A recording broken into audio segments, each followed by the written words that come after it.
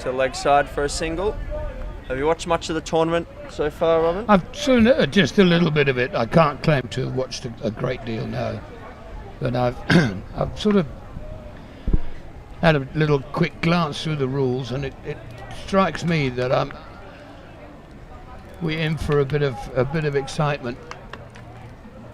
You notice there's a few different approaches here. That some teams, especially the subcontinent teams, they're very explosive. They're always about 4s and 6s, whereas Rebels, they're a bit more calculated. So first wide. So Rebels, they generally have their field up. I think with the wind they pushed it back today, but they generally try and bring the field up and cut the singles down early. And you were telling me that's just one extra, and they bowl the extra delivery. So Yep. it'll be a 6 ball over this and not a 5. That's correct. And any subsequent wides in this over would be 3 runs. Yeah, wides or no given balls away, or but other. no extra. Yep, No that is extra. correct. No extra delivery. That keeps things moving along a lot quicker.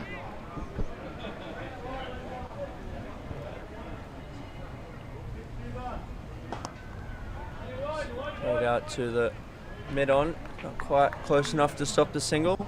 So yeah, the whole idea behind the 5 ball overs is to, well, a few of the rules as well, is to keep the game moving quickly. When it was first designed, it was designed for corporates, guys playing in the long evenings in the UK after work, so they don't have the time to play full days cricket anymore. Great shot. Oh, I think that's 6 as well. Flat 6 over extra cover really was a quality stroke that he hit. He got all of this. See a replay now. Saw the over pitch from Marshall. Whack. Just landed flush on the rope there. So it's 6. So as I was saying, designed for corporates to play midweek and just play for a couple of hours. Tries to go again. 2 bounces to the fielder.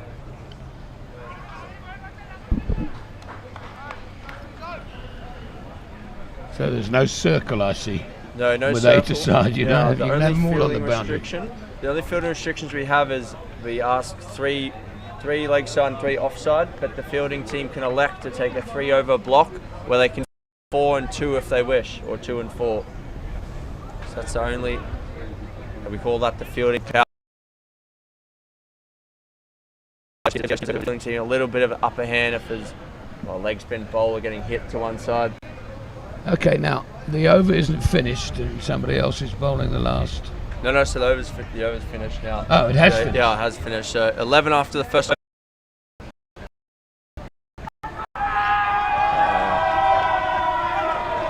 Just pitched outside, leg stump that one.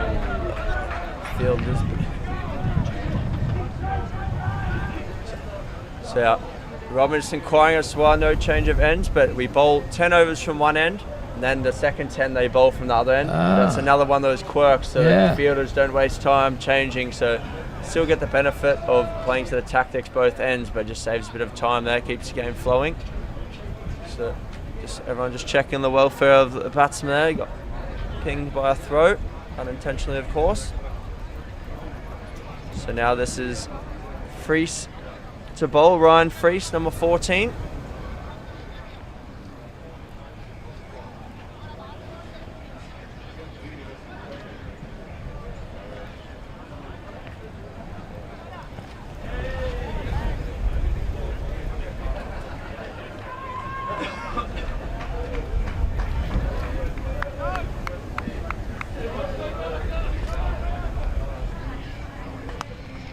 Hit straight.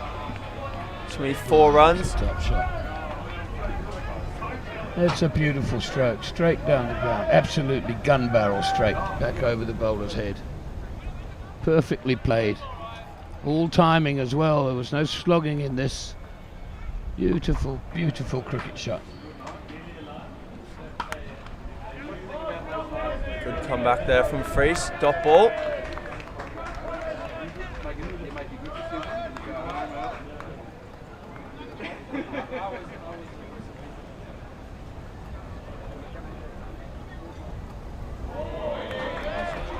Interesting bowling, actually. Kind of bowls off the wrong foot there, doesn't he? Yeah, a little bit Mike Proctorish. Not quite of the same class, but it's a quick arm action. Yeah, Procky always says he didn't bowl off the wrong foot, just had a quick arm action. He's down to the deep. That's the first wicket. Middled it and picked him up. Hardly had to move. Didn't have to run left, right, in or back. Did it straight at him. So it's Madashan there, departing. 6 off 5. See a replay now. Just short, it was there to be hit. To be fair, he just didn't time it all that well. Taken nicely out there. But Wesley Middleton, an LMS legend. If anyone checks the most capped players, I'm pretty sure Wes is right up there. Played around 500, 600 LMS games. Of course, Clint DeBrain recently played his 1000th LMS match. He's the most capped player. We've got Juan Coetzee here as well. He's heading towards having played 250 LMS games in 1 year, which is incredible. Not sure how his wife lets him do that. Yeah, that's good point. Good point. How long has LMS been going for? When? So it started in 2005 in London, and since then it's grown. London started about 20 teams the first year. It's now 400 teams in London, about 5,000 teams all around the world. We're in about 13 different countries. Fantastic. Yeah.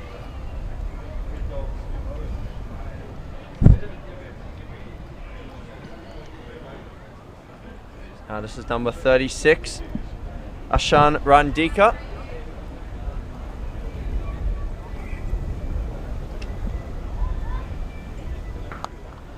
That's a big hit. A big hit. He does hit it hard. It's only a little blow. Indeed. He's been joined out there by a man almost twice his side, Janith Chaturanga, number 99. Pretty sure he also hits a big ball.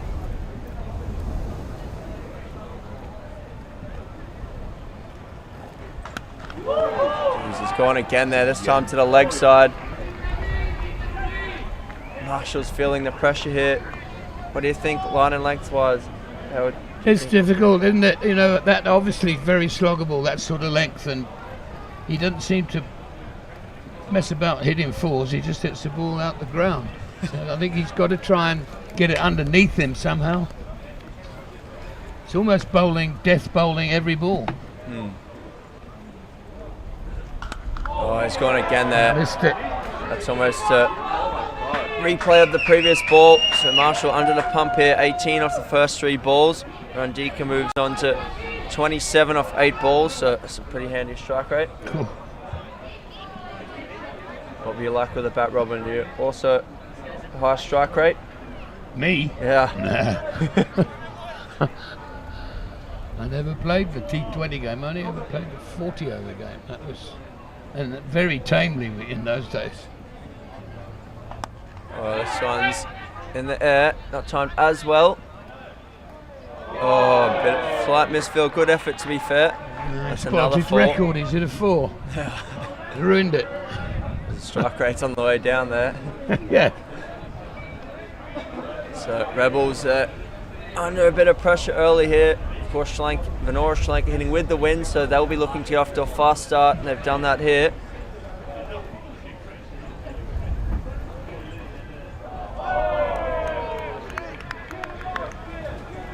A little bit of movement all of a sudden.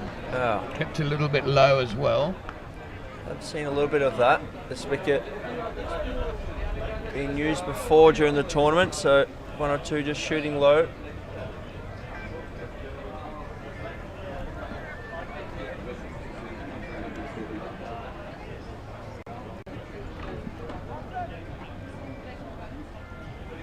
So Steve Dawson maybe stop bowling there. I don't think he's trying to. I think it's just ending up there. Now 96. Freeze to bowl again. The Mike Proctor-esque action.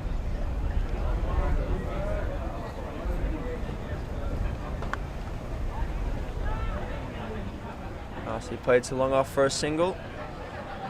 He left him no room to get underneath the ball then. It was really, really very full. I think from memory, Freese bowls a lot of, well, away from the left-hander into the right-hander. So might see a bit of that here. Almost down the leg side. There's a wide.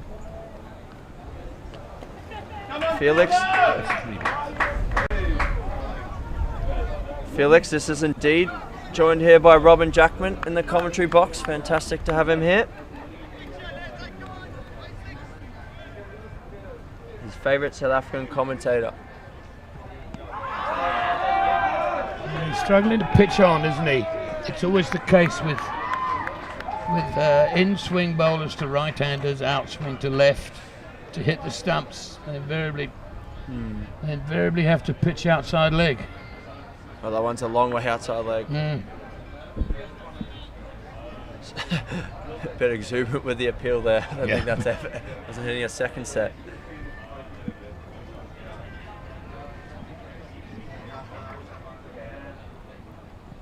Just hit that very hard straight. Let him get under it there. And clob it out to long off. Good use of the feet on this occasion. Quick footwork to get to the pitch. Gave himself just a little bit of room as well. The rest history.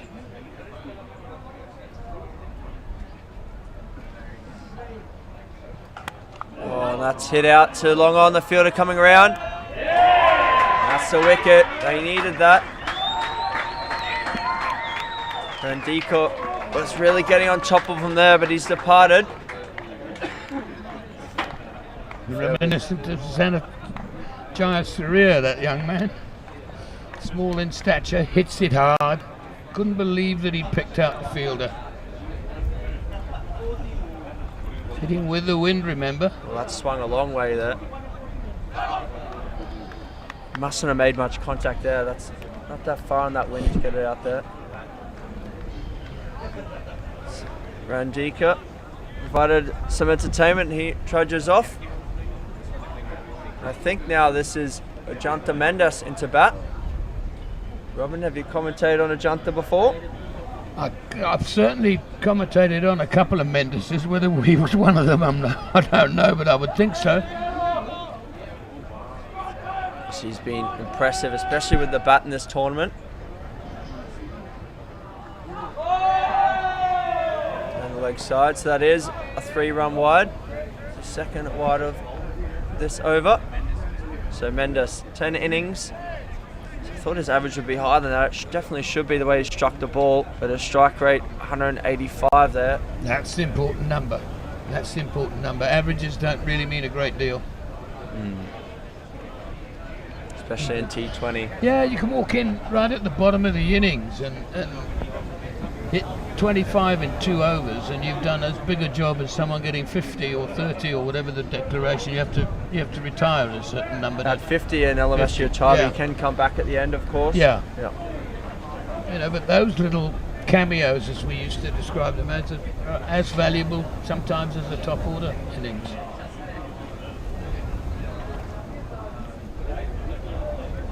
So 47 for 2 off 4 overs here.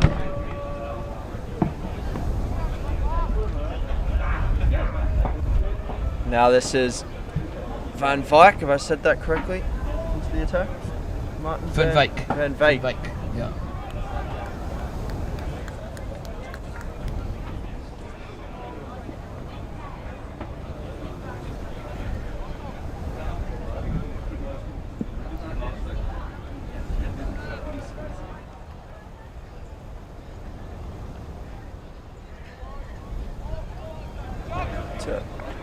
First ball down the leg side there from Van Wyk. That's a wide. Runs back to his mark, eager to get the next delivery on.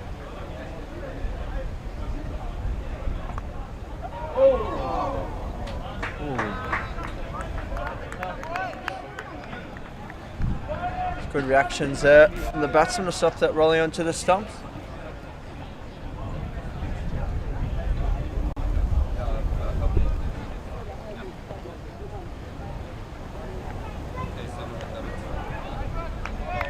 well stopped by the keeper. It's another wide, another 3-run wide. Van Veek just a bit wayward here, just feeling the pressure. So Robin, at the end of this over, I'm going to step out, but it's been a pleasure to commentate with you. Worked out to mid-wicket there.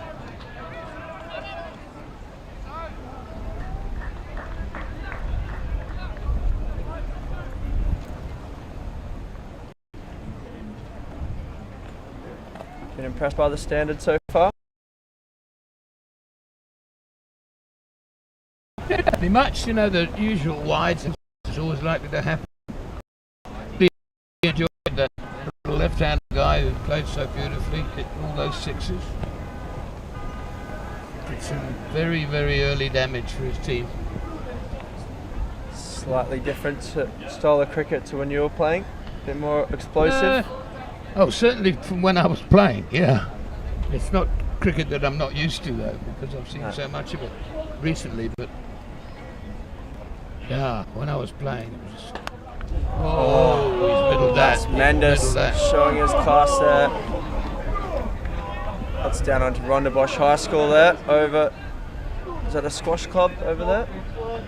I don't think so. Although it does look like it, doesn't it? Looks like Maybe. squash courts. Ball will be squashed anyway. So I know the squash courts for Western Province Cricket Club are in this building we're sitting in. Guys, I'm going to step out now, Robin, and Luke Stomachkin's going to step Okay, in. But it's righty-o. been a pleasure. And hopefully we catch mine. each other at the bar a All bit mine. later. All mine.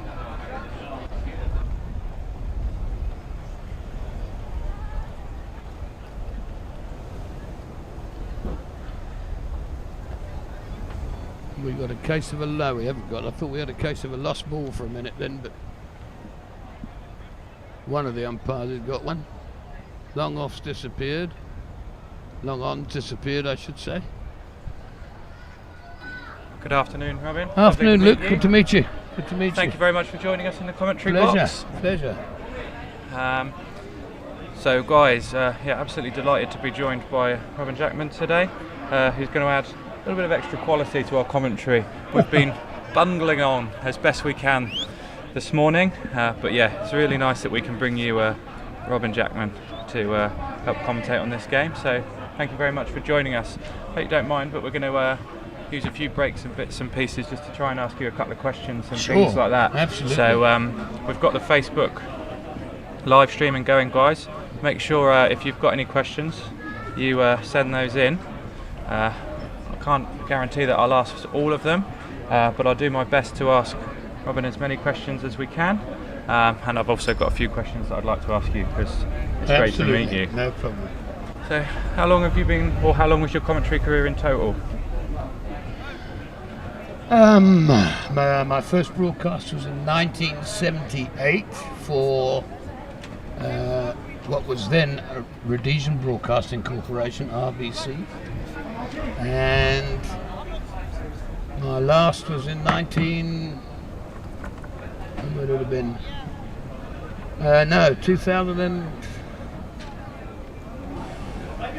now, 17, about 2015 I suppose. Okay, so long career. My maths isn't very good, but No. We'll say but I was 40. playing for quite a lot of that time as well. I just did okay. that little bit of that was the first broadcast I actually did. So, but really from '83 onwards, flat batted that, and he knows he's hit it because it's not far wide of long on. Crikey, hits it hard. So that's back-to-back boundaries there, coming off Van Veek's bowling. Score ticks along to 66 for 2 off 5. Venora really looking to assert their authority on the game here. I must say, I've watched a lot of Venora and the Rebels this week, and certainly the best two sides in the competition for me. There's another one. All parts of the ground aren't safe. So where would you say your favourite place in the world to commentate is?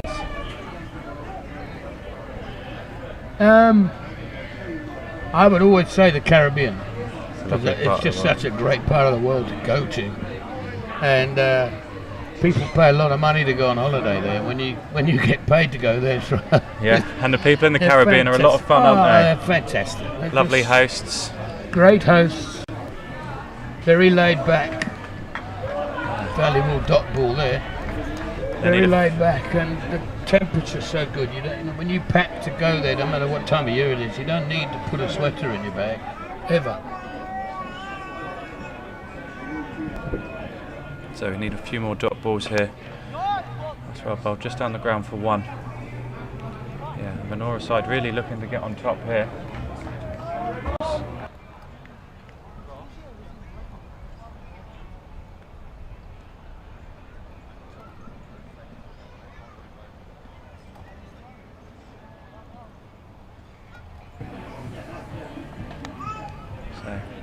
Came down the track, and I thought he was going to look to try and put that over the sort of cow corner, but I think he realised the shot wasn't there for it, so just opened the face and ran it down. A little bit too wide, wasn't it, for him in the end? So there we have, end of another over. Venora making a really good start here. And there we are, on the commentary together. Thanks guys for showing that. Apparently we've had word in our ears that we're looking good, so that's good to know. We're what? We're looking good. We're looking We're looking good. We're looking good. So in terms of a favourite match, have you got one that you watched or played in? Or the one you most enjoyed? Probably favourite match. Give you a minute to think about that one as he works that one down to long on. It's going to be the single. Well in by the fielder. Got Van Viken bowling, I believe, his second over. It's difficult to come up with a favourite game because there's so, over so many years, there's just so many.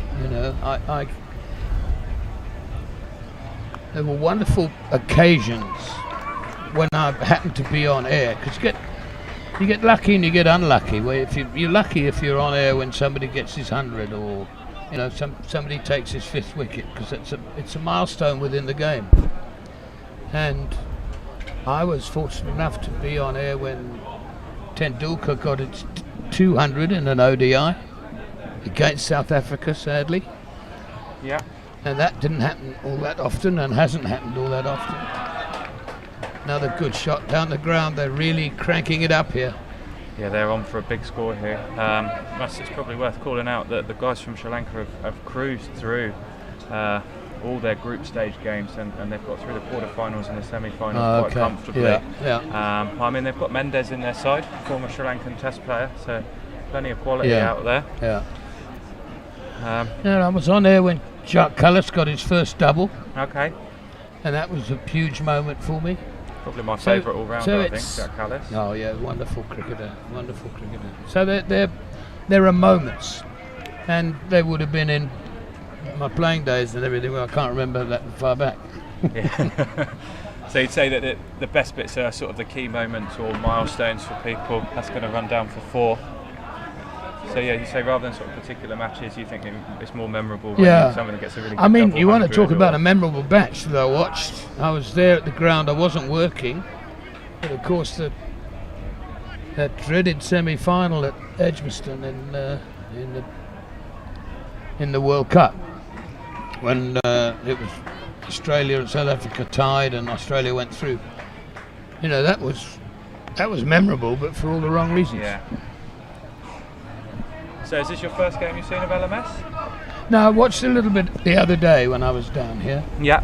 And so I've got a bit of a hang of it. There are quite a few rules within the rules which I'm learning as I go along, which I quite like. One of them, which I mentioned at the opening cocktail party, was years and years and years ago, Mike Proctor, when he was commentating with me, he said, in this shortened version of the game, they ought to have double plays. Mm-hmm. 2 batsmen can be out off the same ball.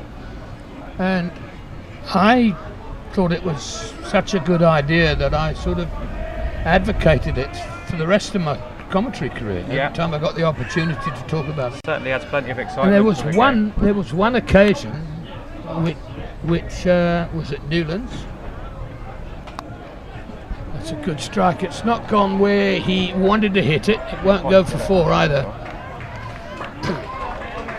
Where there was a double play,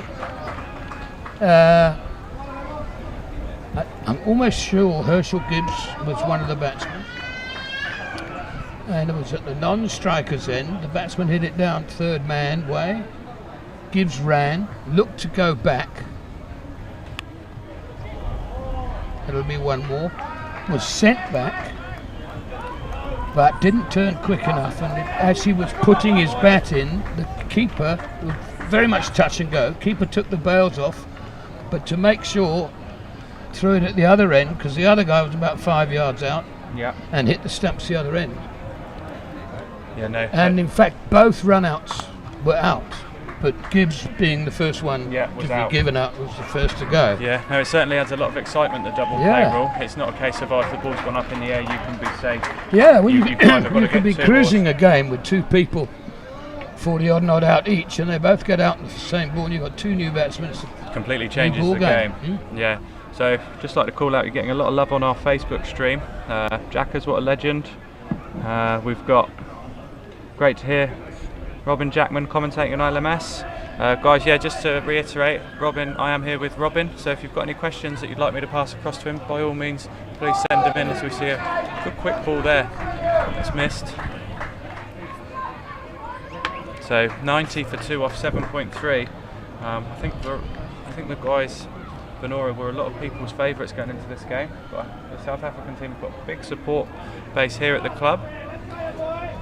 But yeah, from what I can see so far, I think I'm saying the Rebels ought to get a wicket or two, otherwise, and just to set them back.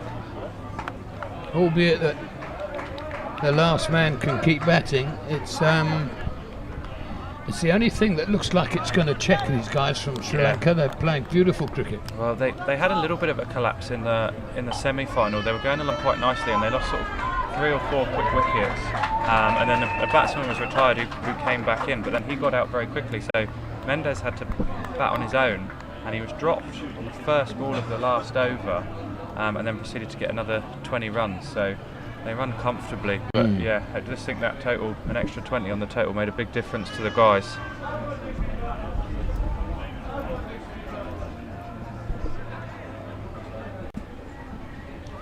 So in, bounce. Well done. Another dot ball.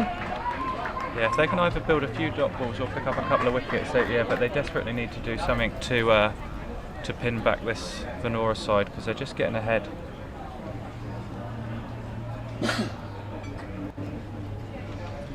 So guys, it'd be interesting to get your thoughts on the Facebook live stream as to who you think is going to win this game. We've had a lot of love coming through for Venora, but it'd be good to see some Rebels fans supporting their side as he comes down the track and pushes that one out to long off. Got a question here for you.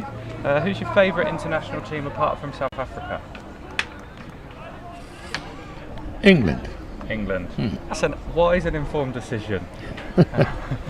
Based on today's performance in particular? No, not based on today's performance. Shame I felt for them. Yeah, I think Smith and Marsh just batted so well from one wicket the whole day. Yeah. So those two played beautiful cricket. Crikey, they played well.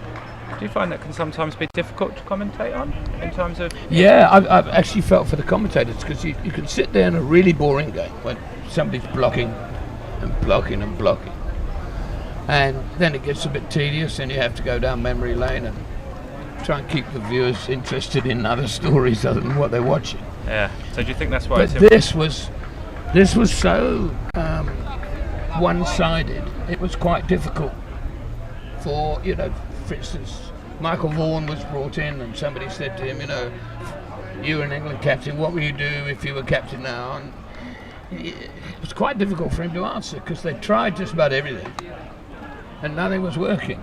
No, it's a very tough day out on the pitch for England today, I would have thought. But Steve Smith just looks so strong. I think his average and his record speaks for himself at the moment. Yeah, he's a very difficult bloke to bowl at, because he's such a fidget. Yeah. And he jumps across his stumps. He very looks like unorthodox. He's gonna, if ever he misses a ball, he's going to be LBW. But he doesn't miss it. No. I think you'd be excited as a bowler thinking I can get him there. And I think that's probably deliberate from him. He gets you to bowl there because he feels strong off his legs. Got another couple of his mannerisms will get up your nose as well. It's very just a fidgety. frustration. Yeah. Did you ever commentate at Headingley? Yeah. Yeah. There you go, Steve. He absolutely has commentated at Headingley. Got another one here from some of our Sri Lankan fans. Do you have a favourite Sri Lankan cricketer? Oh, I've got. That looked quite a good shot, albeit that we've our Probably the viewpoints worst at third angle man. for it. We'll get a replay up of that one, Yeah. so we can get our thoughts on that one.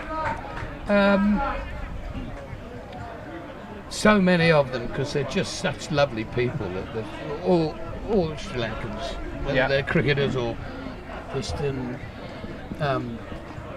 I've made a lot of friends outside of the game over there over the years, and Jai Wardner, I just loved watching back. I thought he was a class act. Jai Surya was dynamic. Sangakkara, Yeah, see, I think for me, hardly. it has to be Sangakkara. It's amazing, when people talk about wicket-keeper batsmen and who the greats were. You get Gilchrist always gets a mention. Alan Knott always gets a mention. And then people start to sort of say, well, what about him and what about him? It's ages before anyone comes up with Sangakkara. And I think Sangakkara's probably record speaks for itself. Incredible. Probably be He's got an incredible the record. wicket keeper. Yeah. He averages well over 50 in Test cricket. Sort of one bounce. Unbelievable. And it's ages before somebody mentions his name in the conversation. Always the same. Yeah. So just give you a quick update on the game. The Rebels just starting to pin them back a little bit here. 101 for 2 off 9.4, so just over 10 and over. Venora will go well over that earlier on, as we see a wide down the outside the off stump.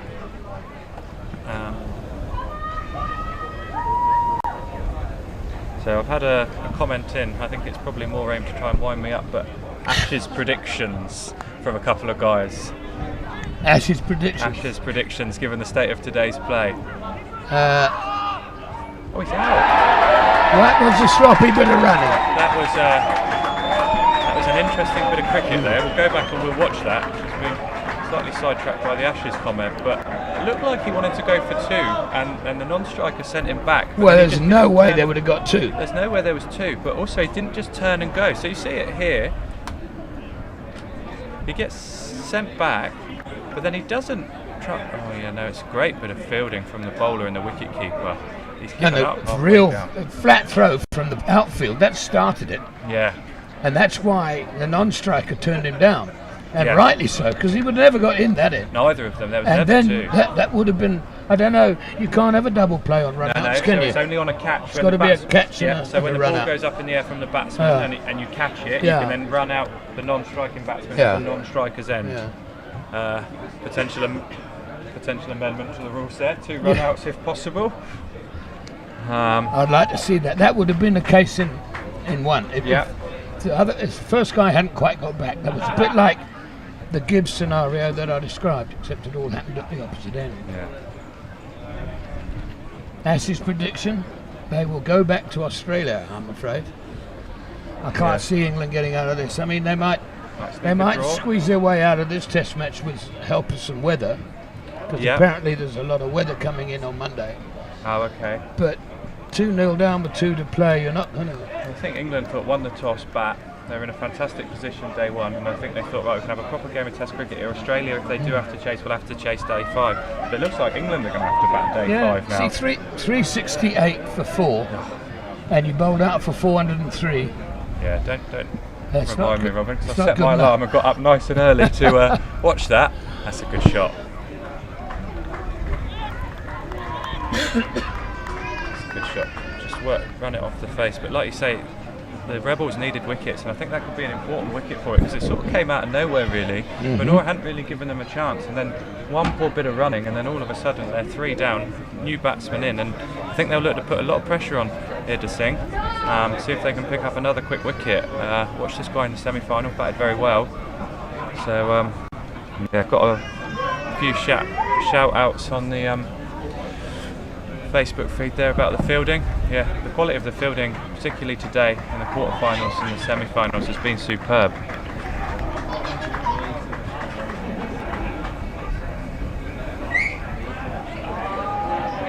Have the majority of overseas sides enjoyed their time in Cape Town? I think they absolutely have, yeah. Well, I'm sure we'll get the cameraman to put a shot out of currently where we're sitting. We're right at the base of Table Mountain. Clouds are just starting to roll over the top of it now, but for club cricket, this is one of the best venues I think you'll ever play at. Yeah, and all the grounds that you used are all everything sits under the mountain, so it's always a lovely backdrop. Yeah, no, it's an absolutely fantastic place. I was very lucky. Won a raffle actually on Sunday and got to play in the Gary Kirsten Foundation charity match with Neil Mackenzie and Charles Langeveld, and we played on the front pitch here, and it was a fantastic place to play cricket. A bit spoilt, come from Bashley, a few of the guys I'm sure will be watching. Got a fantastic club down there south of England, but unfortunately this one does top it, I'm afraid. Do you have a favourite venue in the world? Newlands has always been a favourite, without a doubt. Lords is just a different place, whether you're playing or whether you're just going there to watch, especially day one of a test match. There's a buzz, the people that you see, the various stars of stage and screen that you see just coming along to watch a game of cricket. But you can play. I remember playing at Lords for the Surrey second 11 at the beginning of my career, and there was no one in the ground except for my mum. Yeah. And walking out the back was a thrill, you know. Hairs on your arms stood up because you were playing in. Did you think it's an intimidating place to play, or do you think that it's one where it sort of fires you up a little bit more because you want to do well, or do you think it goes the other way? No, I think you'll find that reasonably recently anyway, England don't have a very good record at Lords. No. When I say reasonably recently, I mean from when I played onwards. And I honestly believe that the opposition are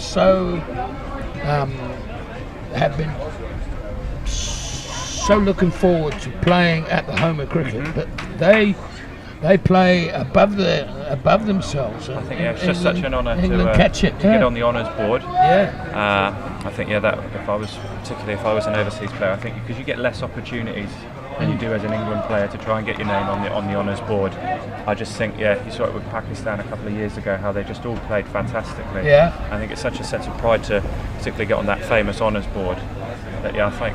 Yeah, it'd be interesting to see what the stats are like in terms of how people perform on average. I think there'll probably be certain cricketers that do well at places like that because they sort of build on that adrenaline, and then others that probably underperform slightly.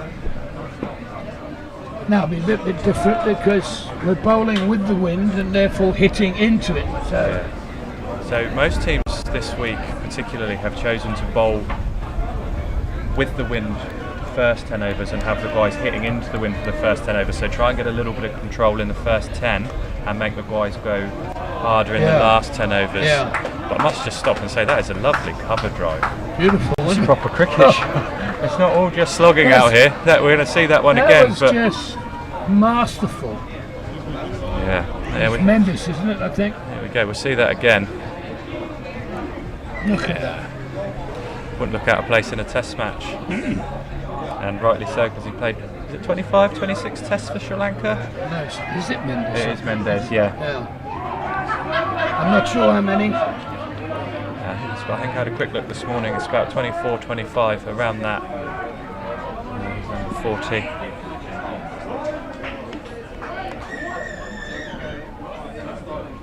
So, is it just the one county that you played for in England? Yes, yeah. Surrey. Yeah. Fantastic county. We've got a few Surrey fans on earlier in the week, so it'd be interesting to see if any of you guys have joined us today and you've got any questions, or is that going to pop up? No, it's going to be safe. They'll look for two. I'm going to turn it down. Of course, the oval has changed quite a lot since I left it. It's in the same place, but I could easily get lost if I go back. I think that makes a big difference for cricket now in terms of where the grounds are much more enclosed. Whereas they used to be a lot more open with sort of grass banks, and whereas now you've got much bigger stands and things like that. It certainly made a difference here at Newlands, because when I played at Newlands, it was the old Newlands cricket ground, and then it got made into a stadium, so to speak. And the South Easter used to play a huge part in in spin bowlers bowling into it, the likes of Dennis Hobson and people like that. Peter Swat, a wonderful all-rounder, played a bit of cricket for Glamorgan as well. Thin as a rake, so he was always told he must run into the wind, and he became a past master at it. Into the wind bowling is a bit of an art in a lot of ways. And when they built the stand, it almost negated. They built the big stand, it negated the southeast, and things changed. You know, there wasn't a particular end for the spinner to bowl from. No. So I think the spinners quite like the wind because they can sort of use it to get a bit of drift, things like that. Yeah. So, how many years were you at Surrey for? 1965 to 1982. So 17. Yeah. So did you just come and play your cricket back here? So go winter, Yeah, I came summer, out in '68 to try and just improve myself because I wasn't going anywhere. I played for Cape Town Cricket Club here. Yeah. And then in '72, that's for 5 years. In '72 I went up to Rhodesia as it was then. I played for 8 years up there. So I played sort of 12, 13 full years of cricket, winter and summer, so to speak. Fantastic life if you can get it. Oh, brilliant. Yeah. So the Rebels. Good shot. Unlucky, did the hard work and it just didn't bounce for him. And the guys are starting to pull them back in a little bit here. They did get the run rate just under, there we go, it's just under 10, 9.75. So they're starting to claw it back, but I feel they need a couple of wickets. I feel they don't really want to be chasing any more than, they don't want to be chasing 200. But yeah, one easy. I think they've backed themselves to chase. They've got a very strong batting side, the Rebels. But yeah. Clever. So he's moved the man wider with his first shot, and then he's just opened the face and played that down. So yeah, really good batting out here from Mendes. Guys, just to remind you, we're on the live commentary, so if you've got any questions, please send them in. Yeah, absolutely delighted to have Robin Jackman here. So guys, any questions you've got regarding last man stands, about the tournament we've played in, about today's games, any comments you've got on the games, or if you've got any questions for Robin, please put them on the feed and we'll ask as many of them as we can. Crowd starting to get into it now.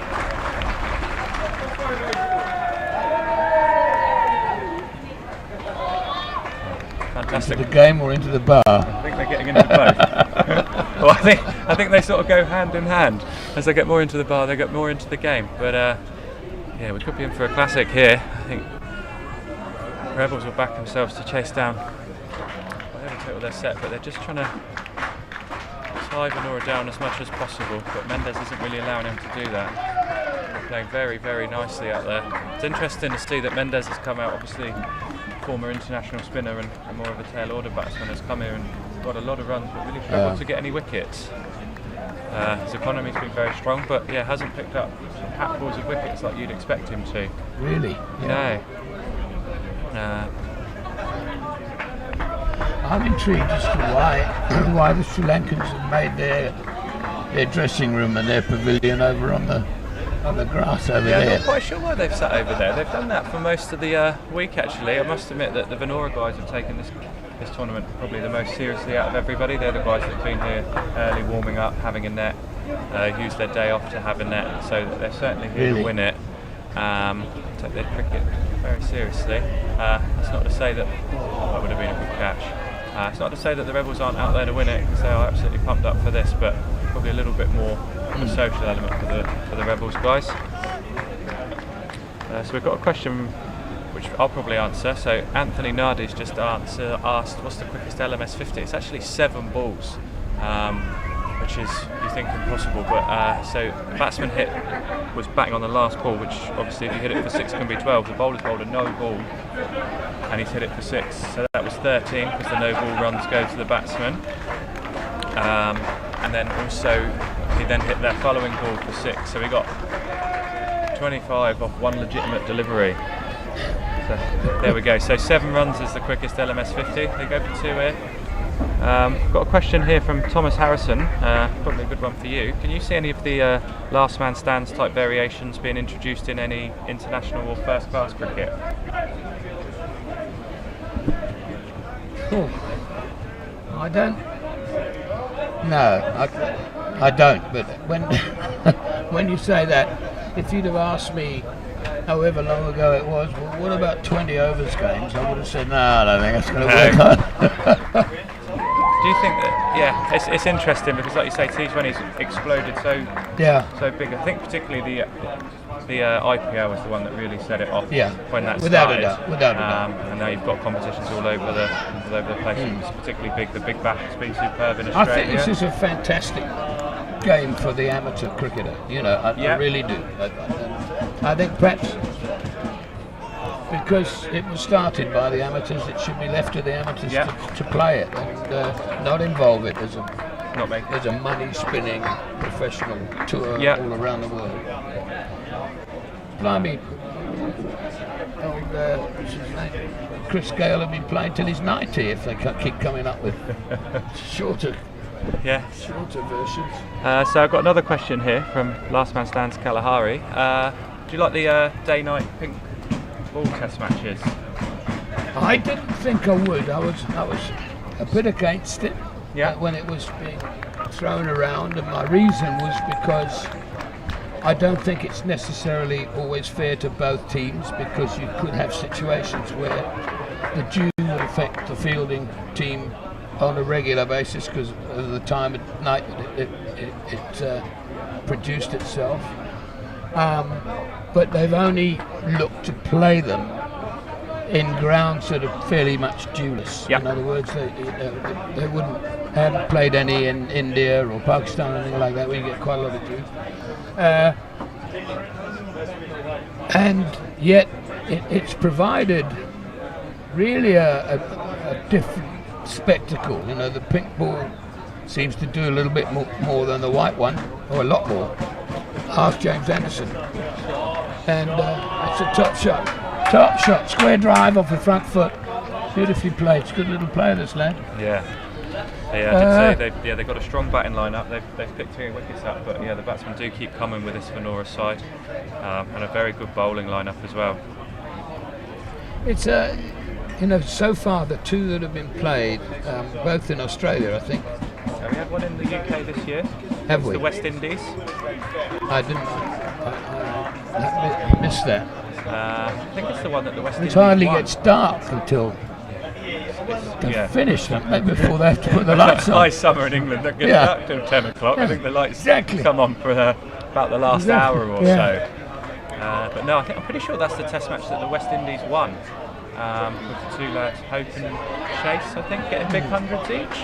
I just feel, to answer the question, I'm comfortable with it, but I think they always need to be selective as to where they're played and when they're played. It's not, for me, it's no good having a day-night test match during the school term. No, because that's going to chase kids away from Test cricket, and we need kids to come and watch Test cricket. So they need to be very selective, which they are being. Yeah. And the other thing is that it's a lovely shot off the back foot, cut away. I've had a question in from Andrew Cross, who, if you had to pick one bowler out of Dale Steyn or James Anderson as an opening bowler, which one would you pick? In what country is he playing? Andrew, if you could get back to us with that. Need a little bit more information before that question's answered. I'm a huge fan of both, is the honest answer. Dale Steyn in his pomp I used to describe him as the Rolls Royce of bowlers, because his rhythm was just so beautiful and highly skilled. James Anderson has become a multi-skilled bowler, just as Wazim Akram was. Swings it in, swings it out, like a surgeon, So he very, very difficult to separate them. Probably on the hard, bouncy pitches, I'd prefer to have Steyn because he had, in his pomp, he had a lot more pace. Yeah. In English conditions, probably Anderson. I don't think there's anyone better in English conditions. If you go to, the north and you've got a cloudy, slightly fresh day, you can watch James Anderson. Really, you can see him get really fired up because I think he knows he's out there to get 5 wickets or more. He's mastered the art of it. Absolutely. Because he's never been quick, Anderson, has he? I mean, I say never been quick. I mean, 82, 85 miles an hour is obviously quick, but it's just the amount of control that he has over the ball that I like about Anderson. Just swings it both ways. He knows, and also how he thinks through his wickets. You often see him work a batsman out, and I think he bowls to sort of very set plans with batsmen. Yeah. No, you don't get 500 Test wickets and not know what you're doing. So another one, who do you think is the current best? I'm going to ask you 2 questions. Who do you think is the current best batsman in the world, and who's the best opening batsman in the world?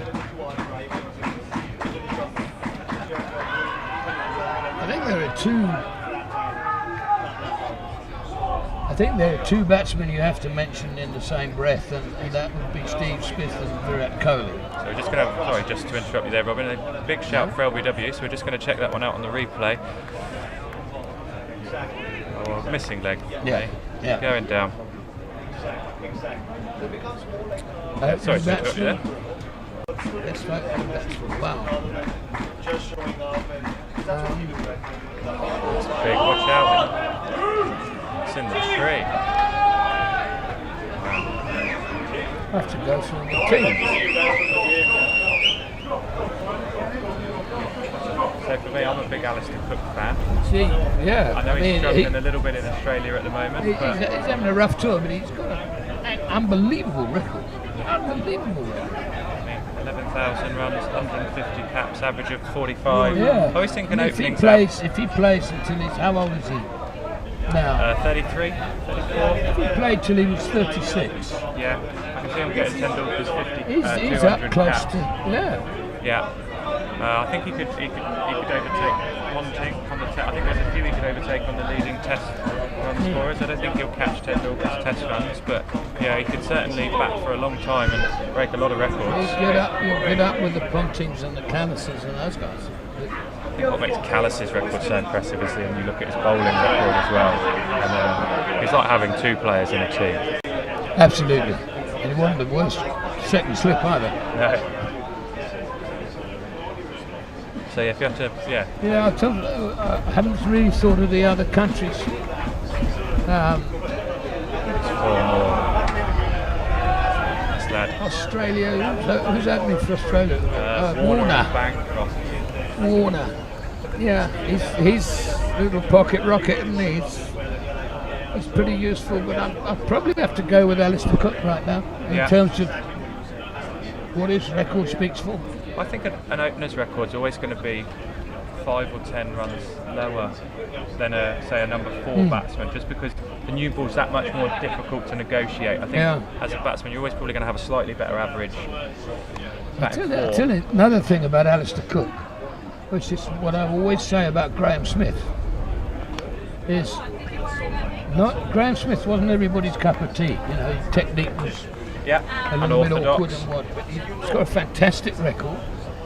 He captained his country over 100 times as an opening batsman and never shirked walking out to bat in conditions that were going to be difficult for an hour or so, and therefore but then he knew that after getting through the first hour, the first session, that would be the best time to bat then and into the second day, and he did it he never hid behind the fact that he was an opening batsman, and Alistair Cook had to do that as well. He was captain of England for a lot of his matches. I think it's difficult for an opening batsman, particularly as a captain, because you've got so much going through your head on the morning of a Test match. Am I going to win the toss? What am I going to do if I win the toss? And then also you've got to try and get yourself mentally ready to go and face what's probably the most tricky hour that you're going to face. So I think any captain that's an opening batsman, I think it's a good effort, because like you say, you've got so much going on the morning of a Test match, particularly now with all the media and other bits and pieces. Is that going to be 4? 6 more. So Eder Singh piling on the runs here 45 off 23. That'll be 51 off 24. So he's retired, and Mendes doing a fantastic supporting job here. 37 off 23. It seemed like 5 overs ago that Ederson was, well, it would have been 5-6 overs ago, and he's hit a very quick 50 there and on his way back. The Rebels needed to get him out before he got 50. Yeah. 49 would have done. Yeah. So 166 for 3 off 16.1 over. So the run rate's 10 and over. Yeah, they're looking at 200 here. Yeah. They've got wickets in hand. They've got Mendes 37 off 23. Yeah, I think they'll be disappointed if they don't get 200 from here. Guys, just to let you know, Facebook Live still streaming. Make sure you send in your questions. Let us know where you're watching from. It'd be great to find out how many different countries we've got tuning in to watch this fantastic event. Any questions you've got about last man stands, any questions you've got, please let us know, guys. So we've got Brewer coming in now. Short, wide, dot ball. They need a few more dot balls and a few more wickets in this last 4 overs.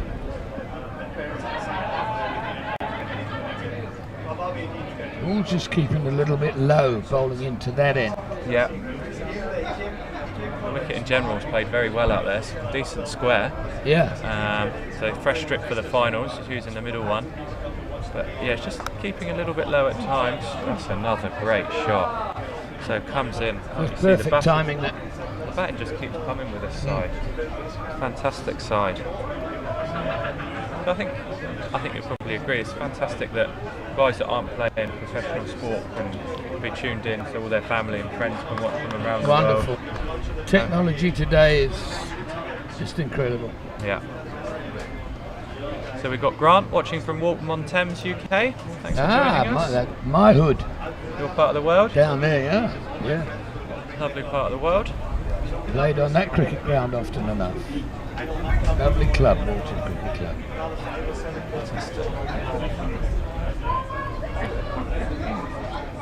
So in terms of your sort of club career, in terms of before you started playing first class cricket, who did you play for? Byfleet. Byfleet, yeah. And then, yeah, no, I didn't play for any other club over there. Yeah. No, I didn't go back into club cricket once you'd retired? Well, I retired and came straight to South Africa. I emigrated straight to South Africa, and I played a little bit for Old Johannians up in Joburg for 2 years. No, okay. Then I was 40 whatever by then. So okay. That was enough. 2 should be 2. Yeah, they'll come back for 2 comfortably there. Gets round quickly, but unable to keep that 1 to 1. A lot of gaps in the field when you push the fielders right onto the boundary, like they've had to done to try and stem these boundaries. But what that does do is open up a lot of gaps. So if you had to set a field with 6 fielders, a wicket keeper, and a so you got a wicket keeper, a bowler, and 6 fielders. So you've got right arm over bowler, right-handed batsman. What field would you be setting, and what line would you be asking him to bowl? You've got to have 3, haven't you? You've got to have 3 either side. Yeah, unless it's a bowling power play, which you're allowed 3 overs. So we'll say it's a standard over. You're allowed 6. You're allowed 3 on each side. You know what? I wouldn't have a clue. It just. Do you put the 3 on the offside all fairly straight and tell the bloke to run up and bowl it full? Yeah.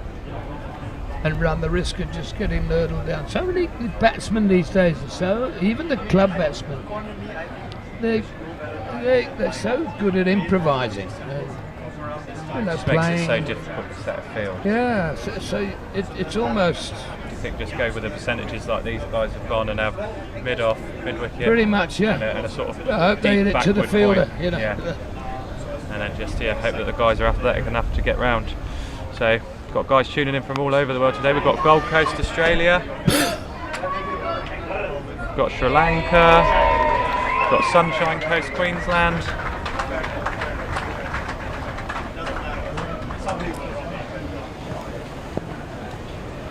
And there we go. There's probably one fielder that if your bowler was good enough, you might be able to do away with, and that would be your fine leg. And have him fairly square, so you could have a deep square and a deep mid wicket and a long on. Yeah, and if the inside edge it, so be it. Well, can't play for that. can't account for that. Yeah.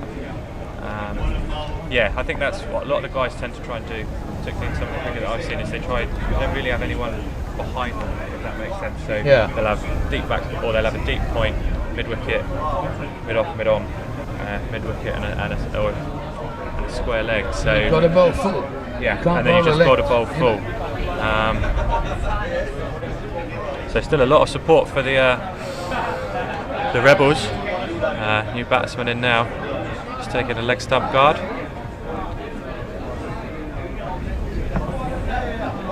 Townsville, Queensland. Got a lot of guys staying up late in Australia to watch this final. Really big LMS fans. Good on you, lads. Well done.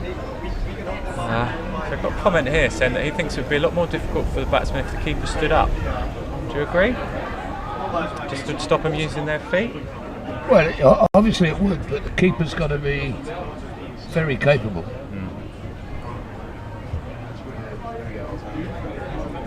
Yeah, I think sometimes the risky run of byes and wides down the leg side and things for the runs you're going to concede. I mean, if you've got an excellent wicketkeeper, I must admit the lad for Rebels is very good, but it's a difficult job standing up. I mean, it's difficult enough to spinners, let alone if you've got a relatively quick bowler and you're trying to stand up and worry about things down the leg side and byes. It's run out. That's out. That is out. It's out. So good fielding. The throws. Fantastic throwing. Yeah. Accurate. Not just flat. One bounce, flat, one bounce, and next to the stumps. So we've got Grant saying they should try and bowl more variation out here, more slower balls, more cutters. I don't know what's happening. He's been given out. They're going to check it. So we are just going to go off air commentary-wise quickly, guys, just while the umpire jumps in. So we're just going to have a quick look at the decision. So it'll be on your screen. I'll jump back in shortly.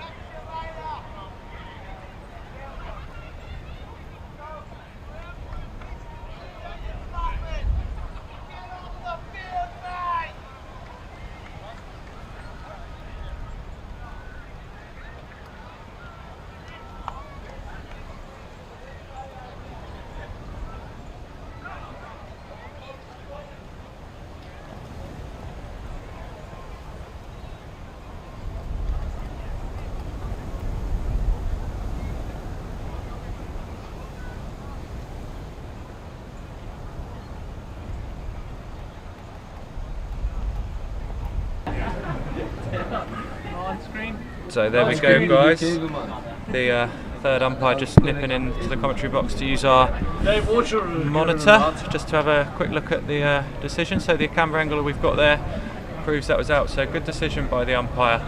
And you're on camera. Umpire on camera and out. So there we go.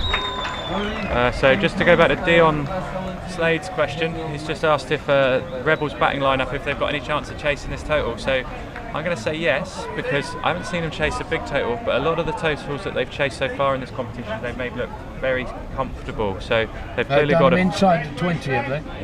Yeah, they've got a very good bat inside.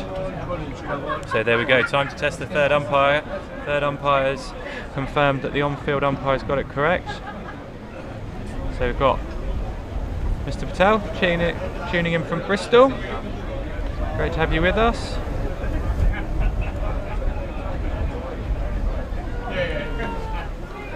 So there we go. It's always nice just to get those things confirmed, but comfortably out in the end. It's often I find it difficult for umpires. I've done a little bit of last man stands umpiring. Have you ever done any umpiring? A little bit. Little bit. It's very difficult, isn't it? Oh well, it's okay when you get used to it, but I do think umpires, particularly at test level, they've got a very difficult job. I was hopeless. As a player, I thought everybody was LBW when I hit them. Yeah.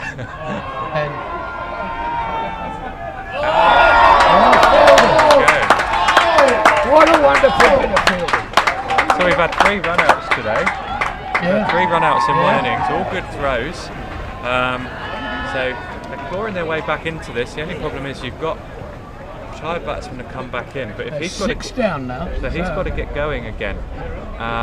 So it'll be interesting to see if they can get these 2 wickets quite cheaply. I think it'll be interesting. I think they'll be quite happy. If they can get them out in this over particularly, they'll be very happy with their efforts in the second 10 overs. No, just to finish that comment, when I umpired, I did a bit of umpiring when I was coaching at schools. Yep. And I was useless. I didn't give anybody out. I've had to put myself on a couple of courses just to try and make sure I'm as sort of competent as possible. But yeah, you feel for test match umpires, it's so quick. When you've got, say, start running in 90 miles an hour, you've got a split second to try and work out where his foot was, has it hit him in line, is it going on to hit? You know, yeah, there's a lot to go on. And I think the introduction of the review system's been good because it just clears up those sort of really bad decisions you occasionally get, you know, like the caught behind where he's clearly hit his pad or something like that. But yeah, I've got a lot of respect for umpires for their decisions. The only bit that I don't enjoy about the reviewing, and I think the reviewing is all great, but when a bloke is out and the no ball is not called on the field of play, the umpire can then say, well, hang on, George, before you walk off, I just want to check that the no ball. And I reckon I'm not really that comfortable with that, because in other words, he doesn't have to look at the front line unless a wicket falls. You know, because when a wicket falls, all he has to do is say, I want to have a look at the no ball. Yeah. And I don't think that's a little bit unfair on the bowler, because if he's not getting called for it or he's getting close and they're not really monitoring it might have been that he bowled a couple of no balls before and they could have said, oh, that's a no ball, and he's not got the wicket. So Mornay Morkel, I think, has done himself for about 10 or 11 test wickets. Yeah, comfortably. But 2 of them, and I was on the air on both occasions, was no ball was called on the field. Yep. The bloke was comprehensively bowled. He wasn't a slog in or anything like that. He was too quick to change the shot. Comprehensively out. Yep. And we then replayed the ball and it wasn't a no ball. Okay. And he's got no recourse. He can't say, well, hang on. Well, I want to go back in. I want to have a look. Yeah. You know? So, because he'll just be told, oh, he changed his shot. Which, because when the no ball's called, so that's the only bit that I don't like. I think the umpires should take responsibility for the no ball. If they miss it, they miss it. And then that's it. If they miss too many, they'll get marked down. Yeah.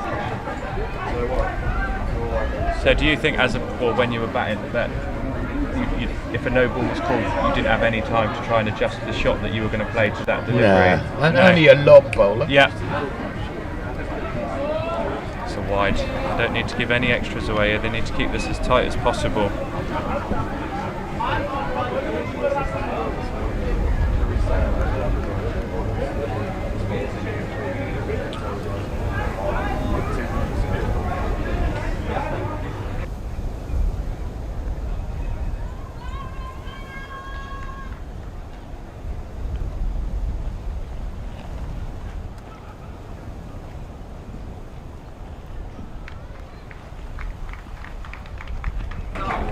No, he's backed off there and backed off so far he couldn't reach it. Yeah, tried to give himself a bit of room, hasn't he, to work that away. But it's good from the opening bowler. He's just seen that he's backed away and you can see what he's going to do, and then just pushed it a little bit wider of him. So it's good bowling, that.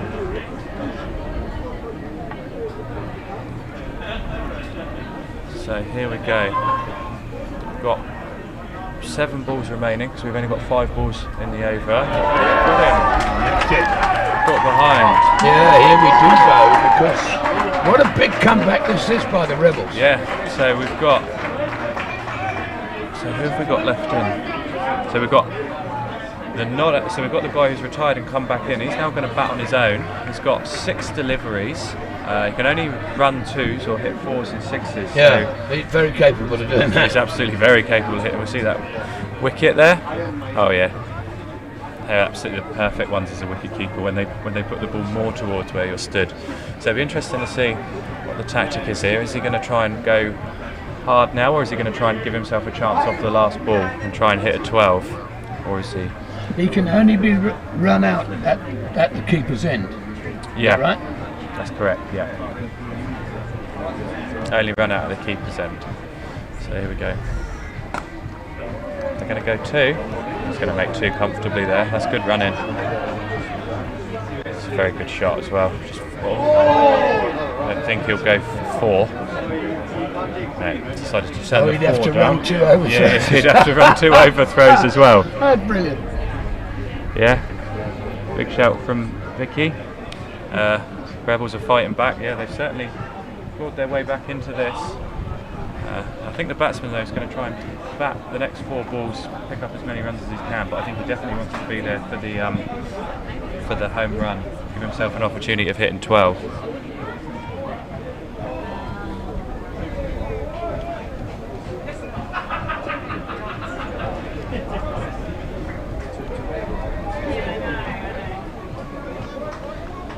Martin Schmidt summed up the match nicely there. Venora have batted incredibly well, and it's going to be an interesting run chase. Rebels have got some big hitters combined with some good solid batsmen, so it'll be interesting to see. One of their hitters needs to come off.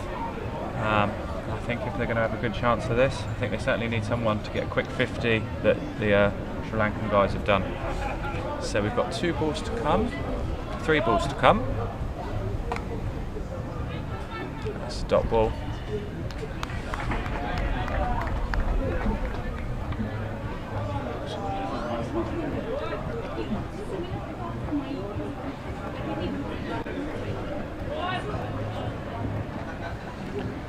Two balls to go. It's another dot. So here we go, last ball of the innings. Guy's going to be looking to dispatch this for 6. So are we going to see a home run in the Last Man Stands Championships 2017 final? Right arm over.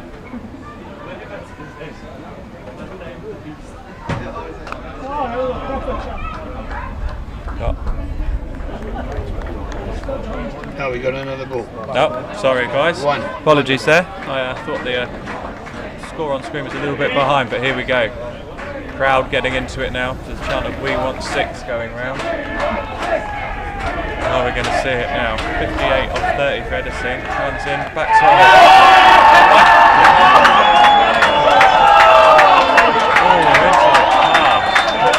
There we go. Well, he deserves to get 12. He deserves for that Get shot. into another field. So there we go. Last Man Stands at its best there. 12 off the last ball. Edison, the guy's batted superbly well. His first 50 was good in tremendous itself. over, nonetheless. Really good knock. Bang on 200. 201, so 2 OT needed for the Rebels to win. It's going to be an interesting run chase. Look forward to it. Yeah.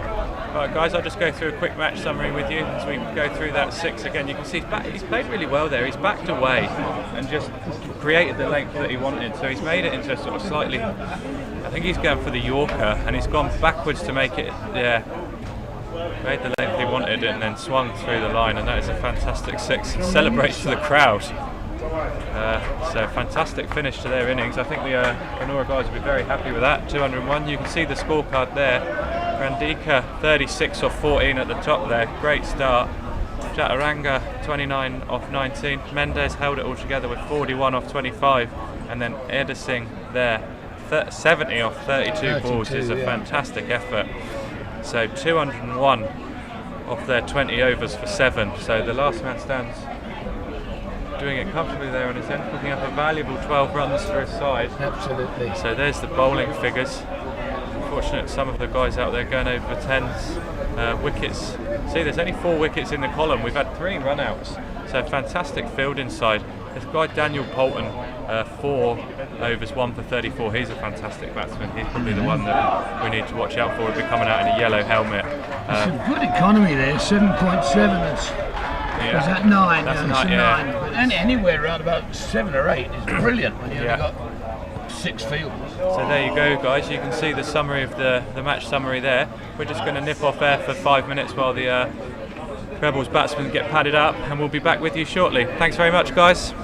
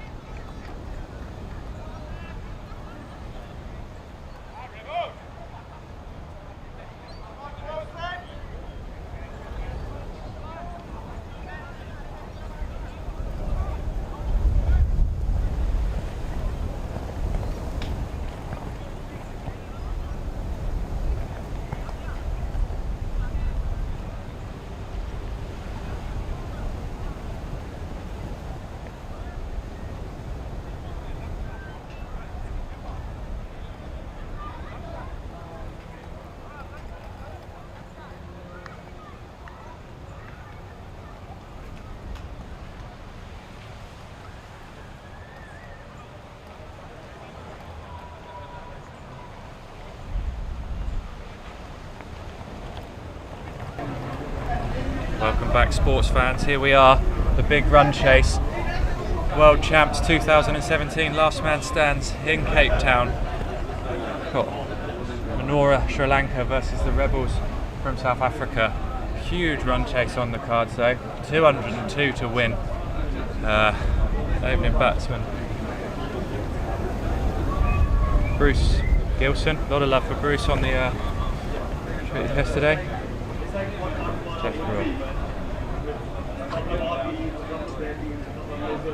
So guys, back on the live streaming, send through your comments, gets off the mark with a nice one. They're going to look for two. No, sensible running in the end. Good fielding side for Venora Sri Lanka. So guys, currently joined in the commentary box by Chris Newton. So we're going to be doing a Q&A session with Chris, similar to the last one. Talking about Chris's experiences in world commentary and 20-year first-class career. Oh, looking forward to it. I won't be doing that, unfortunately, guys. Chris has been with me all day, so it's good to have Dick and Dom back in the bungalow. A little reference for the English fans out there. So, guys, live streams back up. Send through your comments. Give the guys a shout out. Pike, great shot for one.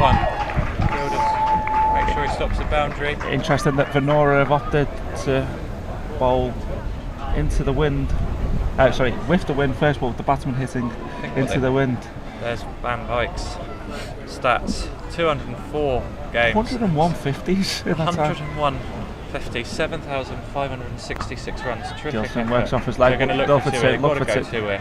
Gilson easily makes it. Great running. Yeah, I think the Venora guys have probably done that to try and limit the guys as much as possible in the first 10. Try and make it too difficult. Yeah. Give them too much to chase. You know, if they can limit them.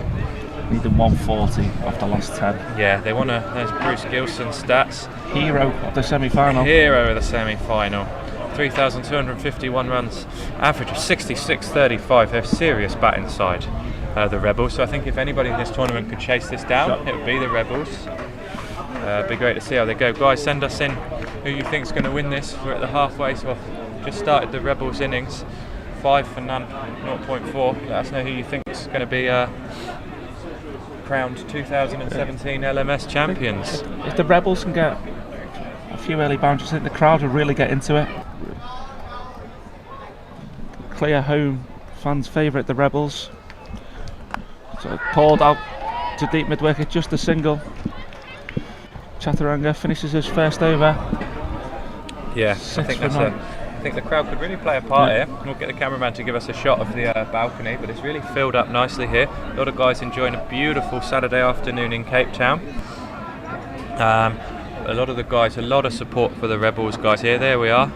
All the guys on the balcony underneath, everybody enjoying a nice cold drink and a bite to eat at the fantastic Western Province Cricket Club. Been very spoilt today, Chris, at the venue. Well, I've been very spoilt at the venue all week. It's been absolutely superb, and I think, yeah, if the Rebels can get off to a bit of a steady start, the fans will really get into it. Been fantastically well supported, both on the Facebook and in person this come. Here's Agenta Mendes.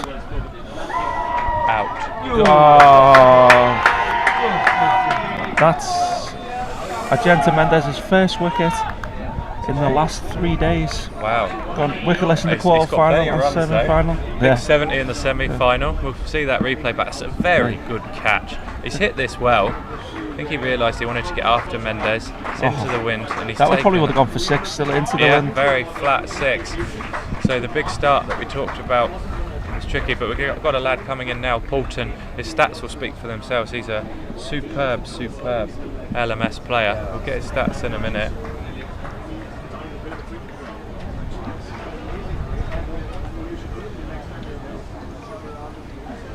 Van Dyke will consider himself unlucky there. Yeah, I think he had to go positive. You've got to go positive. You need to try and get on top of a bowler, try and put them off their lanes, try and put them off their rhythm. I mean, Mendes is a fantastic player, so difficult one to go after, but if you can get hold of him, it sort of will, a little bit of doubt will creep in to the rest of the side. So here's Poulton now. Nice yellow helmet. Still #1 SA all-rounder currently. Feeling a big innings here, and he could be #1 all-rounder for the whole tournament. So there we go. Average 105.87, 2,435 runs, 61 innings with 38 not outs, 31 50s in 61. Averages more 50. The average is 100. Well, that helps. Handy. Yeah, I think that'll go all the way. Buys? 4 buys. Buys. Is that the rock? Is that this version of the googly where it goes the other way?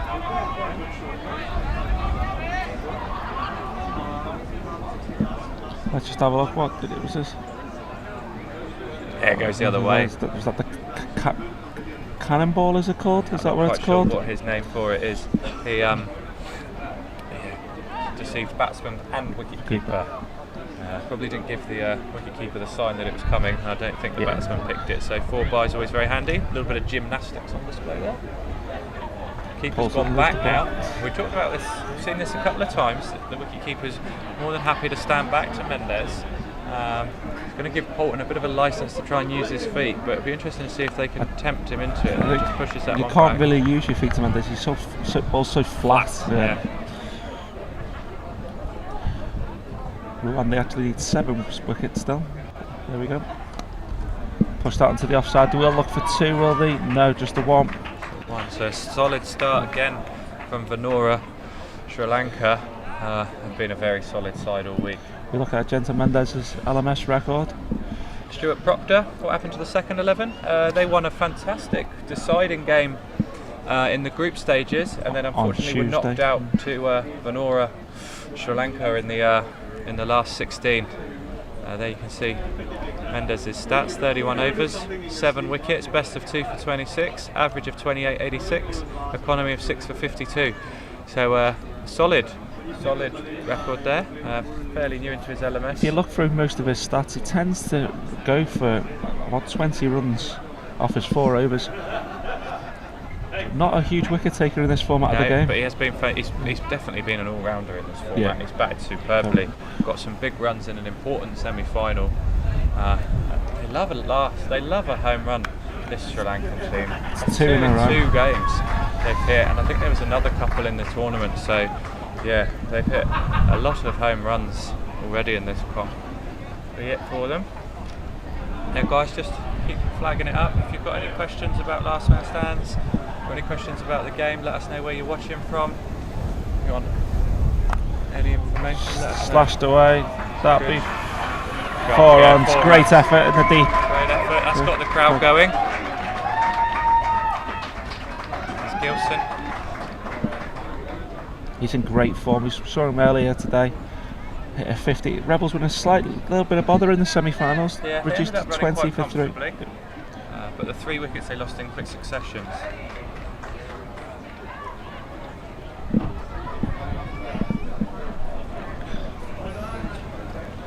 Oh, short and wide outside the off Wide, stump. just outside, just inside the wide line, so not called a wide. Just look at the field that they got here. So fairly standard LMS field.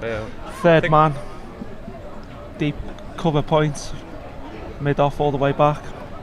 See this ball pushed out to deep cover, just a single, and then on the leg side got a long on, deep mid wicket,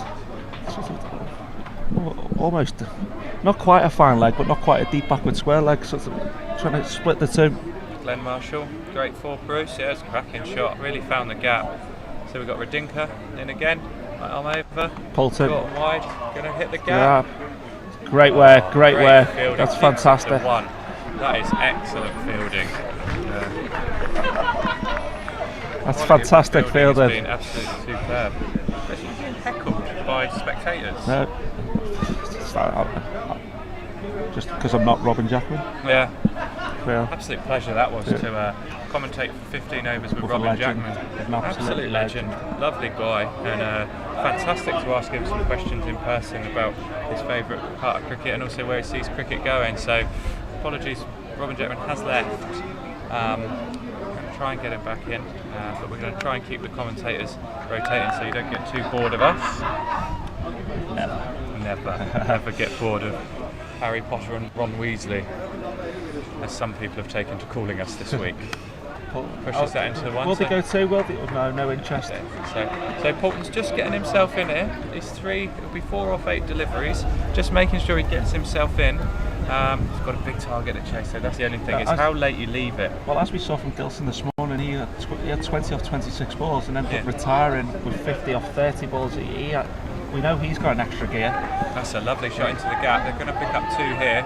Field around. Great bit of fielding. Great throw. OTs maybe. Backing up. Well backing up. They're Well so well disciplined, the Sri Lankan guys. Every one of them. Every one of them is backing up. Ball gets hit to the offside. The leg side fielders don't switch off. They're back in the ball and the wicket keeper's end. Peter, we'll find out who won the Cow Corner Cup for you. The final takes place at 5 o'clock this afternoon. The final is at 5 o'clock, so check out that.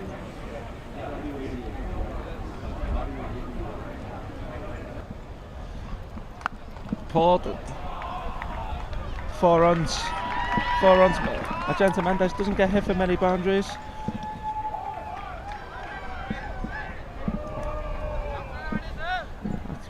So there we go. For 1. That got the crowd going.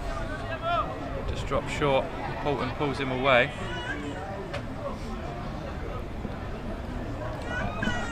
Dan Poulton, when you average more than 100, I think he knows how to build time his innings. Yeah, it'll be great to see. It'd be great to see a close run chase here. That's what I'm after. Really close. A high scoring run chase as well. It's often a lot of boundaries, a lot of quick running. Get the crowd into it. Yeah. Darshak, the reason there's no bails on the stumps is that it's extremely windy. So both sides have agreed that it's not a problem. We've got the video replays for any run-outs that the umpire's not sure of, so there'll be no problems with that.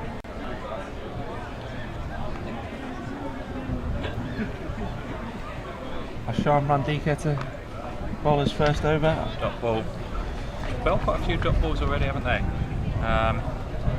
They've been able to rotate the strike as well as we saw the Rebels. It's quite similar to the start in the semi-final. Only lost 1 wicket this time, but they were only on 26, 27 after 5 or 6 overs in the semi-final.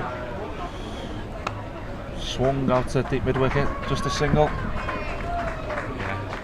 Interesting to see what their guys' plan is. Are they going to give themselves 5 overs and then try and keep up with the run rate, or do you think they're going to try and keep wickets in hand and really go for it, or do you think they're just going to see how it goes? Yeah, no, ideally you don't want to be chasing any more than 130 in the back 10.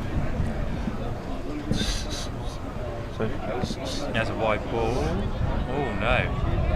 So that would be the score at around 70 at the turn.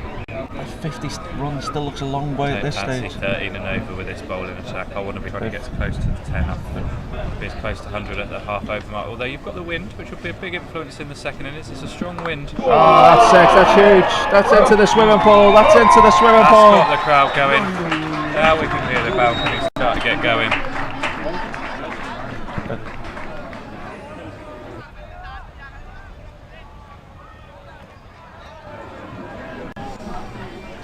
So all the guys getting involved, they've worked out how many they need Rebels to score to win the £500 worth of LMS kit. As we see that one go into the swimming pool and the crowd celebrate on the balcony. Shot out to the covers, just a single. Just for 1, so power play underway. Karen, we had 2 Australian teams in the finals this year. We had Old Fools from Melbourne and we had the second 11 from Ipswich in Queensland, so it was great to have those guys along. There you can see the Old Fools and the second 11 on camera now. Great, come down and supported the guys. Old Fools got some dashing. They've got some lovely tall shirts, haven't they? I believe that's just their normal outfit, so they bought those their own. Yeah, that's just. So Mendes back in.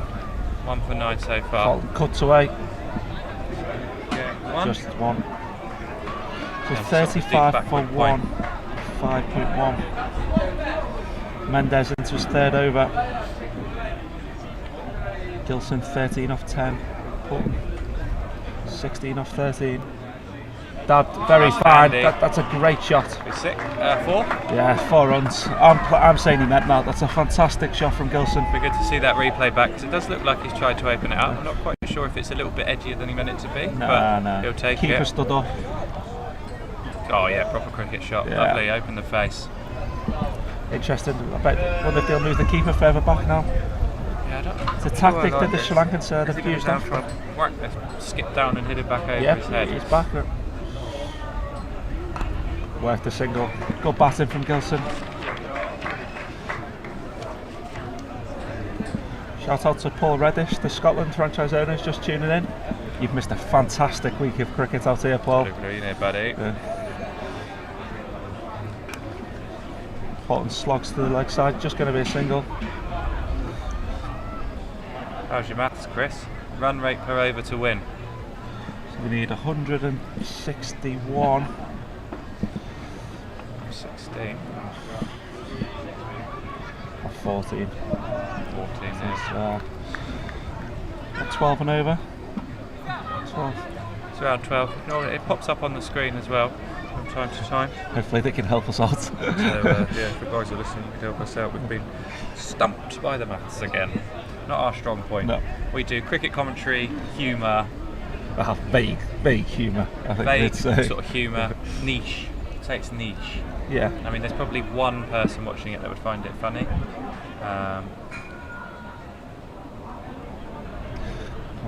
Paul Reddish. Thank you very much. Compared to an absolute one of Chris's heroes there in Jamie Carragher. Big Liverpool fan, Chris Newton. Let's not get into football. This is a cricket show. Here we go. 41 for 1. Shot Straight down back the ground. down the ground. Going to be 4 runs. There we go. We said this boy can bat. Showing a bit of quality there. Daniel White, the next World Champs are going to be held in Australia. Sydney. Yet to be confirmed, but it's looking. Sorry. It's not 100% nailed down yet, but it's 100%. looking like Sydney. That's Thailand 2018. Oh, there is a Thailand Open. I believe that's April time, April time next year. Maybe February. February. So get yourself over to Thailand in February for a little bit of last man stands, a bit of sunshine. So Poulton there moves on to 21 off 15. Gilson 18 off 13. So heaves that out to the leg side. Just going to be 1. Fielder in quickly to cut that one off. For anybody who is interested in going to Thailand in February, I believe there are a couple of last remaining spots still available. Just head over to lastmanstands.com, find the tours page, have a sign up. Great fun out there in Thailand, I can imagine. Oh, just a dot ball. Laid onto his pads. Got to see Rob Stevenson finally woken up after last night's antics. Several beers were sunk by Rob. Well, we all had a nice quiet night, didn't we? Ready for today. So, which ball is being used? We're using a pink, round pink Batsman one. Star hands ball. Great take. That is a fantastic bit of work for the wicketkeeper. Nearly caught that. Must have bounced in front of him. Thanks, Donald. Thanks, Don. Another one of our fan club. Got a few fans actually. Give a shout out to a couple of the regulars. Ronnie. Disagrees with whatever we say, so great to have him. Ronnie, give us a shout if you're there. We've got Dave, big fan. Barbara, she loves our commentary. So yeah, a lot of love for me and Chris. So there you can see it. Bowling scorecard. Chatharanga started just 1 over 0 for 6. Mendes 1 for 16 off his 3, and Randinka 0 for 21 off his 3. So the economy's very strong at the moment. Don't think they're too worried about wickets. They're just trying to really tie them down. Just under 7 and over at the moment. I really think the Rebels. The Rebel guys really need to get going here. So they're still on top. We said if ideally they want to be no less than 70 after 10. They're on track for that. Yeah, I just think that the more they can sneak out these first 3 batting into the wind, these last 3 batting into the wind, the better chance they're giving themselves. Change of bowler. Sampath in. He's been a really special bowler this tournament for Sri Lanka. All the attention has been on Mendes. He's really gone about his business, taking a lot of wickets. It's been superb. As Gilson pushes him out in the covers for a single.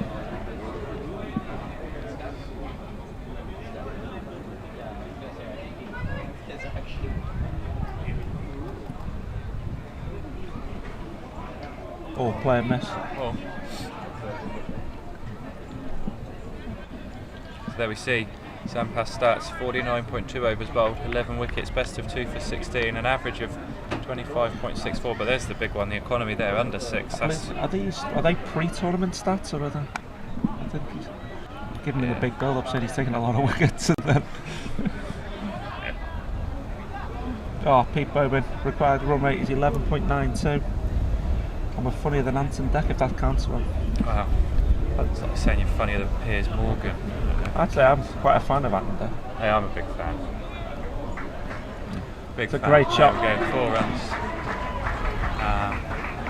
I don't have television though, so I don't really tune into a lot of their stuff. No, I can't. In my house, I can't reach the aerial to where the TV is, so I've just left it. What are all your sofas pointing at? Just look out into my garden. Anyway, so back to away from that. That's why I've read Harry Potter 3 times. So guys, make sure you give us a shout out. Let us know where you're watching from, guys. We'd really love to hear your thoughts on the champs, particularly the guys that have tuned in for a lot of it. Love to get your feedback. A bit biased from me because we've sat under Table Mountain on a beautiful Saturday in Cape Town. But Chris, for me, this has been a stunning event. Just the whole week's been fantastic. All the guys that have attended have been great. The cricket's been superb. The social atmosphere within the 48 teams that have taken part. You can't beat it, can you? Brilliant. Don't really want to go home on Monday now. No, at least we've got Christmas. Rob Stevenson will be looking forward to Christmas. I know I am. The Christmas tree went up on the 1st of December. That's a bit late. A bit late? Yeah. Yeah, I had a friend who put it up mid-November. Mid-November, yeah. Completely agree. So the equation 149 off 60. They'd be looking, could they go at 2 a ball for the next 10 balls, get that down to needing 130 off the last 10, wickets in hand, hitting with the wind, or just no run there.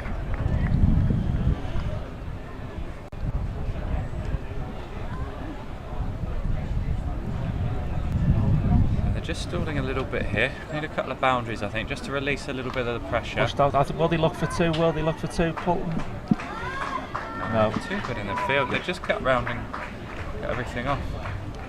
Forster, New South Wales. Hello, Winston.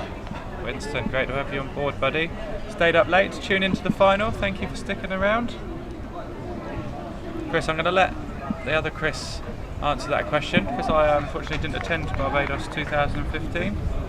The standards again been raised even higher. Any coming into the event, we couldn't really pick and click. We had a couple of ideas who might win, who might make it to the final. But in reality, there's 25 of the 32 teams in the main event that would quite easily have made it for the last 4 and would not have looked out of place. So hopefully, Chris, we'll see you in 2019 in Australia. Good shot from Poulton down to backward point. I think he's got a look to come back. Fielder on the ground. Throw comes in. Easily makes his ground.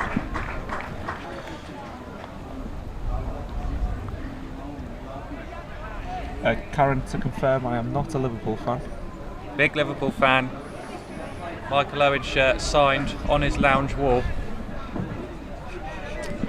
Got that as an award for taking a proactive stance on recycling at his primary school, where he even got a small write-up in the Cheshire Chronicle.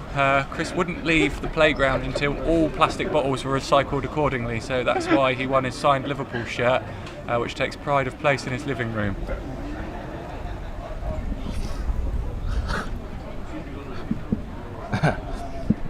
Anyway, 57 for 1 off 9. So it's just a little bit of background while we're waiting. We've got dog watch. Can we get the camera shot off? I think it's not the direwolf. It's the direwolf is back. Jon Snow is watching with his pet direwolf. Chris, I cannot possibly comment how it's been off the field. We've been in bed every night by 7:30 in preparation. There it is. We've got a wolf loose on the ground. If somebody could ask the owner to please put that on a lead, or make sure it doesn't enter the pitch.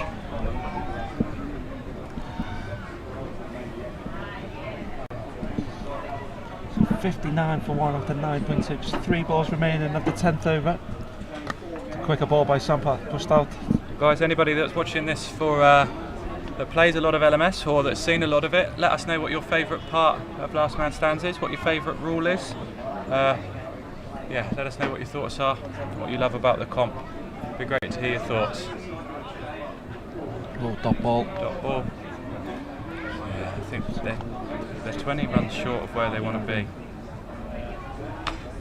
Rob Marriott, where are you joining us from in the UK?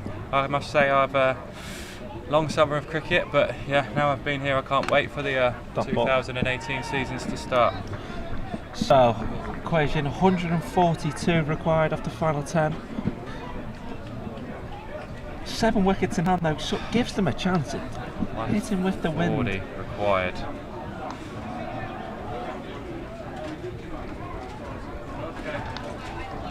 Best of luck tomorrow, Karan, in your LMS game. Oh, there we go. Luke, over to you, Luke. There we are. So we've tried to cut the cricket with a few bits of snippets. So another episode of Dog Watch. So a beautiful dog there, just distracting one of the Sri Lankan fielders. We've got a few different topics we'll try and bring you. There's been some fantastic wildlife that we've tried to show you while we've been here. We've got some stunning scenery.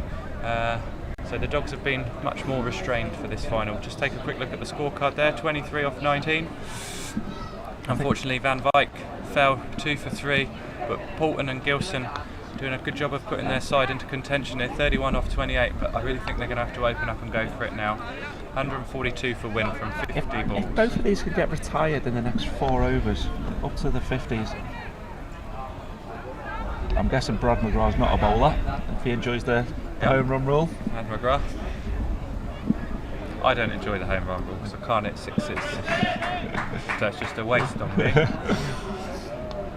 Yeah. I don't mind batting on my own though. Quite like taking a lot of the strike.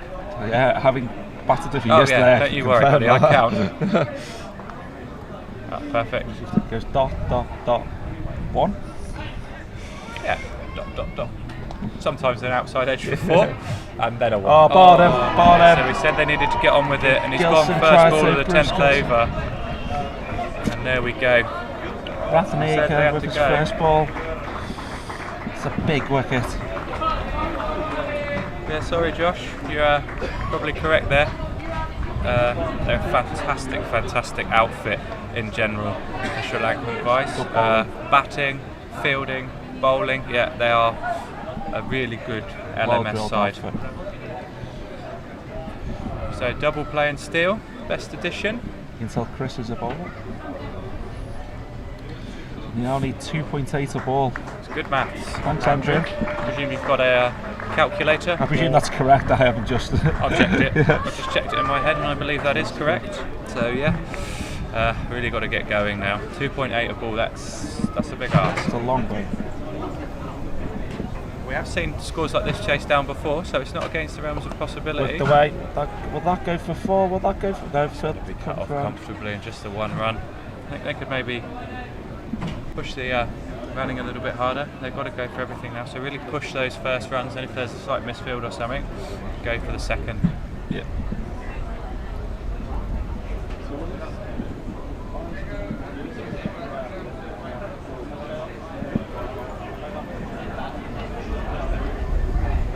Alright, Berger, welcome back. Little conversation earlier. Double play and last man stands. Good player, Martin Berger. Very good player. One of your boys. I believe he scored 250 this season. In an innings. In one game? Yeah, in one game. Out in North Wales. In LMS? No, in an official 50 over, 11-a-side game. Good effort.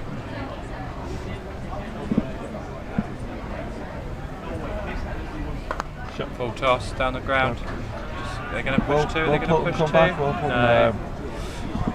It's very difficult when to pick your to go for your 2s, particularly with this side. Like I said, they're such a good fielding side. They cut down the angles. That's what's really impressive. It makes you feel like there's more than 6 outfielders out there. But I think this will definitely be 2. This will definitely be 2. Yeah, well run. Poulton easily comes back.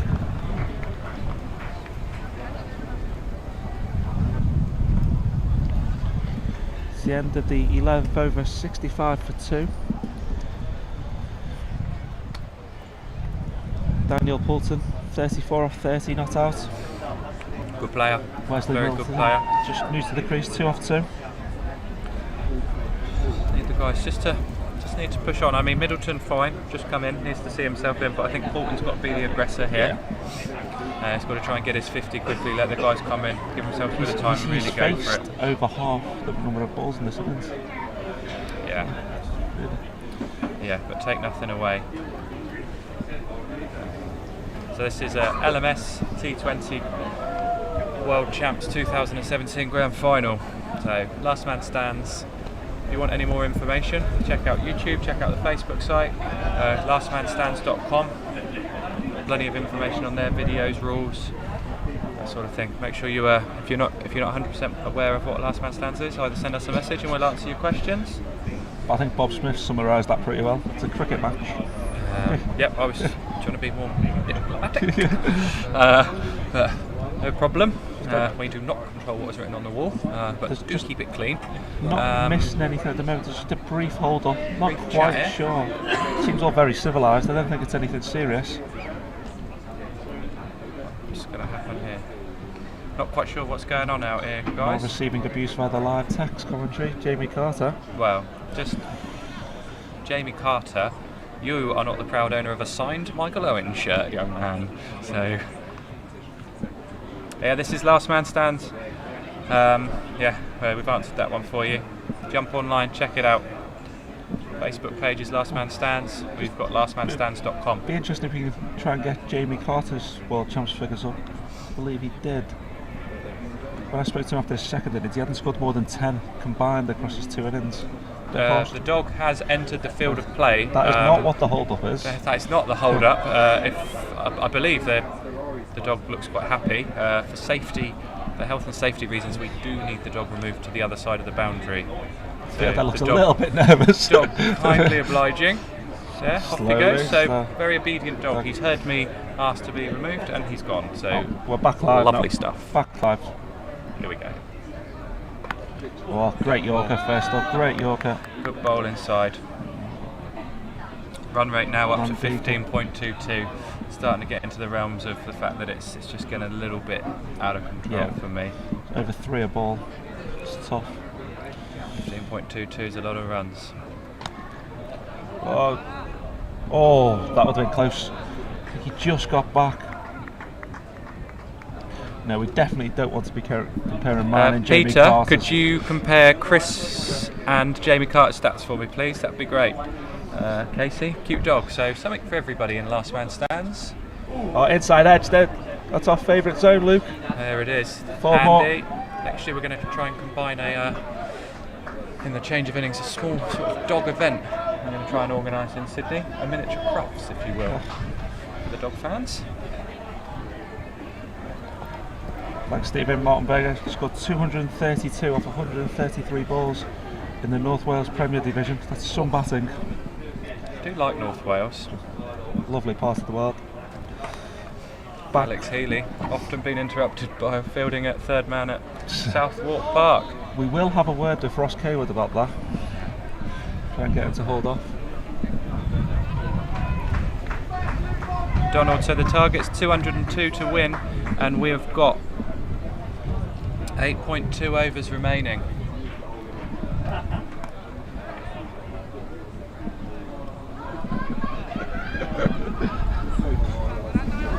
Peter Bowman's bringing up the much awaited stats as the guys completed 2.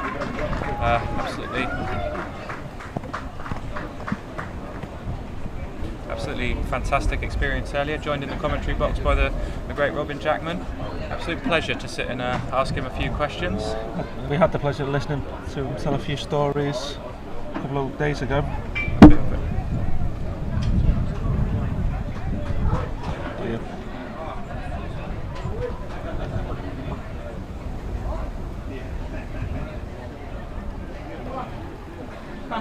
There he is, enjoying a couple of beers on the balcony. Pint in hand. Pint in hand, and why not? It's a lovely Saturday afternoon. Yeah, it's I absolute believe that's gentleman. Herschel Gibbs next to him as well. Come Absolute down. gentleman, and really great to commentate, to ask him a few questions. So, really enjoyed that. I've been lucky. Got to interview Mike Gatton, do a bit of commentary with him at the Nationals. in the fantastic Burton Latimer Cricket Club. Just attracting all the stars, Luke. That's what I do, mate. If I tweet, it will get retweeted up to 4 times. Inside edge, just for a single. People listen. Handshake from Wayne Grieve. That's something you don't get very often. Oh, there's Herschel. There's Herschel having his ears bent by Colin Mills from Scotland. Herschel and Robin Jackman. Yeah. Great to see the support that Last Man Stands is getting. Anyone who knows Colin Mills knows he hasn't shut up for the past 10 days. Yeah, it's been fantastic to have him along though. He's been absolutely great value. Guy. Scottish guys up there, Poulton Flyers, enjoying a couple of drinks. It's out into the gap. Colin actually went shark diving yesterday. Did he? Yeah, had a great time. I was worried he'd fall through the bars. He's a little chap, isn't he? Oh, Steve Hayes, welcome joining Steve. us. Steve, it's a little trip down memory lane. Last September I was sat there with you, buddy, and God, we had fun. Single. Unfortunately, Steve, you have been replaced. Chris is a worthy substitute. I've had an absolute ball in the commentary box with Chris the last few days. Thank you, Luke. Stephen, Herschel Gibbs actually played LMS out in La Manga with us in April. Unfortunately, our side was knocked out in the semi-finals of that event. I agree with you, Umir Tanvir. Too strong. Venora Sri Lankans. I think they will win this. I'd like to say that it wouldn't be the case just for the sake of a good 8-run chase, but it's been a fantastic side from start to finish.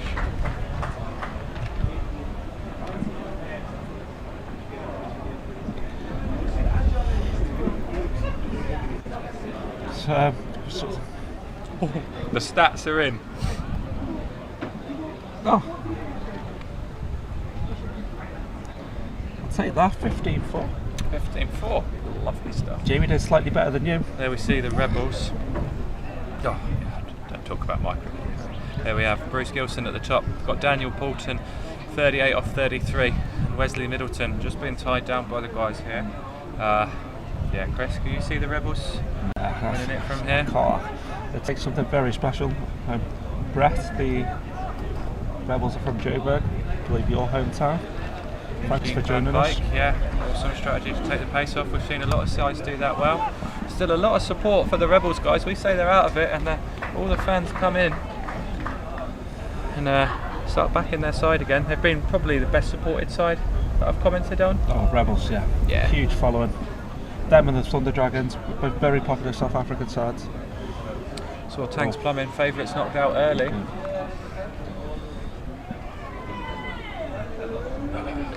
So 77 for 2 inside the 14 overs.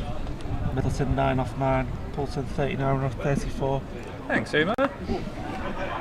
Love the commentary. Great job, guys. That's got a little scrapbook that I'm making at home. I've screenshotted all the positive comments and made a small scrapbook, and I've got enough positive comments now that fill half a side of A4. So it's growing. Chris, completely agree. All Venora bowlers managed to get in the Yorkers very well.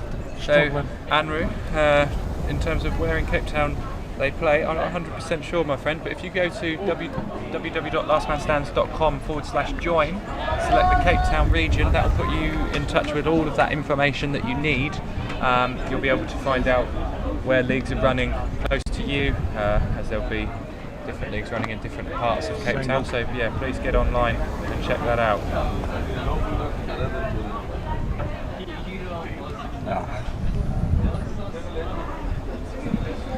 So 79 for 2 after 14, 6 overs remaining. Guys, just having a little bit of a chat now. I don't know. Currently 280 runs scored so far in the final. So if you guess less than that, you will be out of the competition.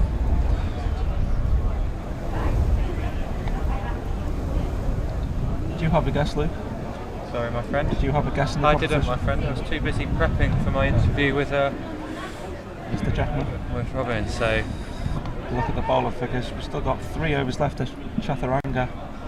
He's only gone for 6 so far. They're going to use the 5 bowlers.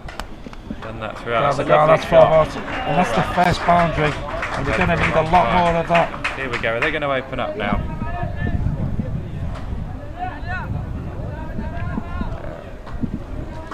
Chris Shatwell. We are considerably better than anything that Melbs or Hermione Granger, as people have started calling him on this tour, is involved in. So we're pretty safe in our jobs. We'll be commentating for a long time to come. Chaturanga in for a second over. So I predicted Venora Sri Lanka for the win. Chris went. I think there's a cold beverage right on it, I There's believe, a isn't it? lovely cold beverage, and right now I think with my cold, that's exactly what I need. Nice cold lager. Lovely stuff. Do you predict he's going to win? My money's all on Venora. Change of angle now, bottom right arm round. 363, no good. Oh, I don't know if they get going. 160. Slogged away, that's 4 more. And Poulton moves on to 49. I don't think my 308 is looking very good. 308. 308's gone. Hasn't gone yet. In the process. Not quite yet. I was looking at the. I don't know where I am. Good Let's get Luke. back to the cricket, guys. Good Luke. Maths is not my strong point. Back to it. Focus or get less out of it. Edard, yes, there will be the 3rd edition of the Spanish Open in La Manga. Oh, good shot, and that's going to be Daniel Poulton's 50. I'm going to try and take myself across to La Manga. Join you guys. Don't know if I will be there. It's 2 weeks before the birth of my child. 2 weeks before the birth of your child. Yeah. Don't worry, buddy. First one's always late. Try explaining that one to the missus. Anyway, it's only like an hour flight. You'll be fine. Relax, have a beer, forget about it. Well, Daniel Poulton retired, 50 off 40. Yeah, lovely batting.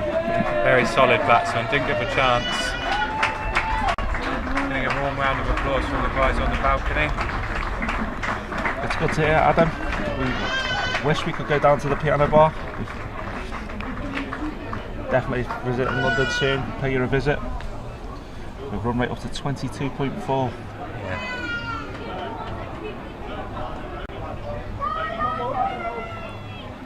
So Jeff Brewer, 26 innings, 26 not outs, 1,459 runs. Needs to Comes give it a into bash. bowl. He's gone for it first ball. Needs a little bit of this. Just a single.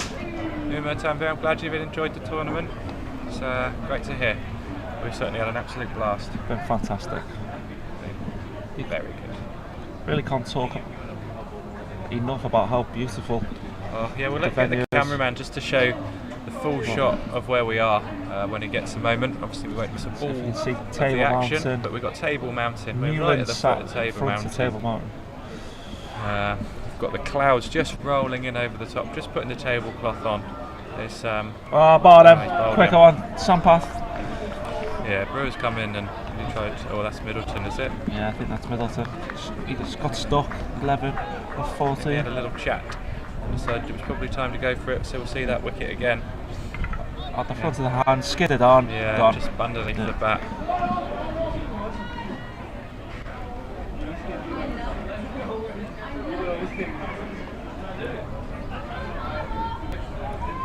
It's well bowled. Henry Harhoff coming to the crease now. No lose situation now for the Rebels batsman. They might as well just throw the bat at it. You better all out. Yeah. 18 overs. If they could be all out for 107, that'd be absolutely marvellous. That's what you're after. Yes. I think I'm going to step aside. I'm going to let Robin Jackman join us for the last 5 overs. Cheers, Luke. It's been an absolute pleasure. Absolute pleasure. Thanks very much. So Robin Jackman's back to join us, guys. You've got 5 overs to get your questions in. If you've got any questions for Robin, please send them in now. I'll make sure we answer as many as we can.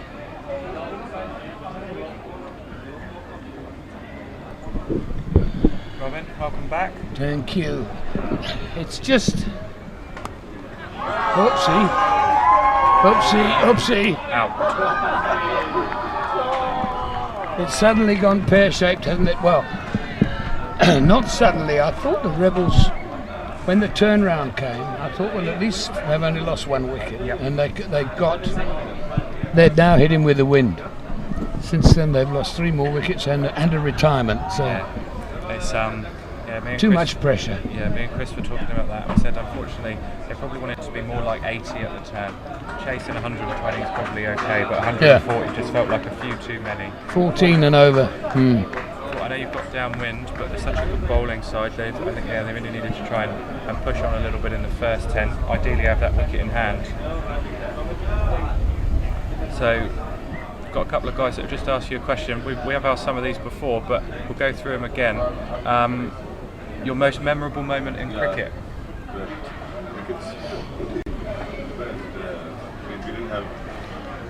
I suppose when I was eventually, I was eventually told I was going to play in a test match. You know, because I'd played some ODIs in the mid-70s, and I'd missed out on the centenary test at Lord's against Australia, where I'd had a particularly good season. I thought, well, maybe the selectors will just give me a once-off here. Yep. Because there wasn't an obvious spot for me, because there was really good cricketers. But then the injury to my old mate Bob Willis that took me to the West Indies and the debut in Barbados was I think that's the most memorable one, because it's the 3 lions and the crown that was everybody's dream, to play a test match. Yeah. And ODI was one thing, that's a good shot, but I don't think going to help the cause. That was everyone's ambition, was to play for their country. But when they said that, it was in a test match, because when I said it to start with when I was 12, they didn't have ODI cricket. Yeah. So I think, that was probably the most memorable. So, best bowler you faced and the best batsman you've played with?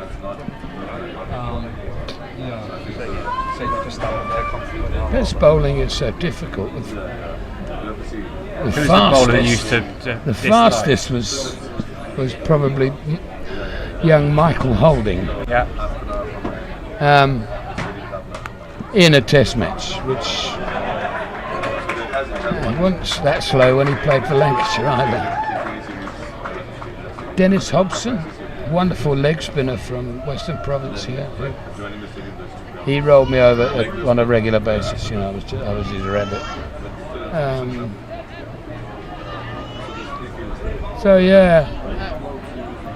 The best it's quite difficult to work out, because I was fortunate to play against an awful lot of really great cricketers. Yeah. Imran Khan, Mike Proctor, Ian Botham. You know, they're all in there. Yeah, very good list of names. Yeah. Very strong list of names. So I've got a question in from Chris. Best batsman in the world today, regardless of batting position or... Oopsie. Yeah, this game is as good as over now. Yet another wicket goes down. There is a retirement to come back in. There is. Poulton, but I don't think even he can help if they were to lose another wicket. No. Best batsman in the world today. It was Australia. I think there are 2, like on a par. Steve Smith and Virat Kohli. Yeah. But that's only because they've been playing regularly. There's a youngster who plays for South Africa called A.B. de Villiers, and he's a genius. I saw him bat on Friday. He looks so good. He's a genius. He is an absolute genius. I'd love to have seen his stats if he'd played 150 test matches. He's taken some time out of Test cricket, so he doesn't warrant to be in the lineup type of thing. But man, he can play. Yeah. It's just a bit of a shame for South African cricket that he's not playing more test cricket, because he's such a good player. It's very much his decision. He wants to play the game for longer, but he can't play it all for longer, so something has to go. Do you think, it's a bit of a shame to see. I'm a big sort of fan of Test cricket still, so I'd like to see our players all playing Test cricket. But there we go, like you say, it's his decision. Yeah. And the T20 stuff that they play looks very enjoyable. Yeah. Travel all around the world, play cricket here, play cricket there. Looks really good fun. So did you play much cricket in India during your career? Never. Never. I was born there, Yeah. but I was 9 months old when I came home. It was the end of the war, baby. Yeah. And I never ever played. No, Never ever played. Been there 20 odd times or Yeah. whatever to commentate, but I've never played. I've got a question here. Did you play against Courtney Walsh? The answer is no, very quickly, but you know, these Sri Lankans have bowled brilliantly. Most of this innings, all they've done is bowl it up in the block hole, up Yeah. in the block hole. So when the batsman has got strike, or has hit it, it's gone for one. Yeah. Look how straight the field is on the offside here. Extra cover, mid off, albeit that they're on the boundary. They're very disciplined team, very disciplined team. Yeah, they've been superb, haven't they? They've set a big total here, and then they've gone about defending it. So we've got the retired batsman coming back now, Daniel Poulton. So he's 50 and retired. No, never played against Courtney Walsh. He was the slot of quick bowlers after you'd Garner, Marshall, Holding, Roberts, Croft, that little lot. Yeah. So worthy replacements. I played against them. I was 37 then. Oh, okay.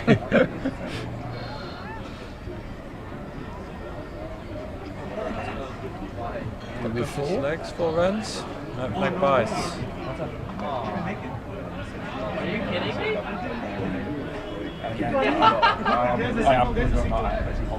What's happened? Quite sure what's happened here. I've set off for a Nor run. are they out in the middle.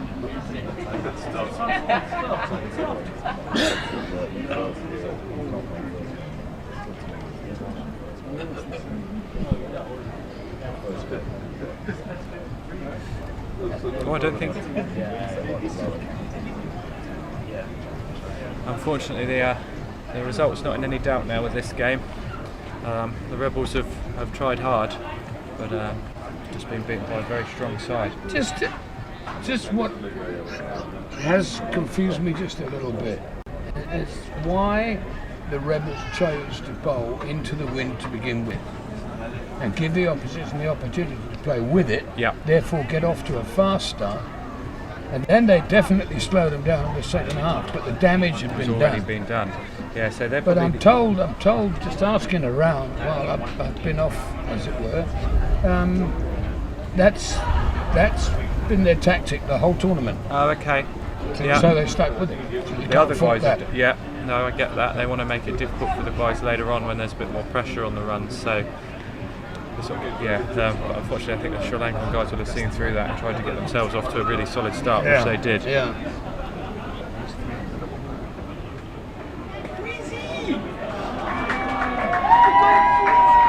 So 4 runs down there.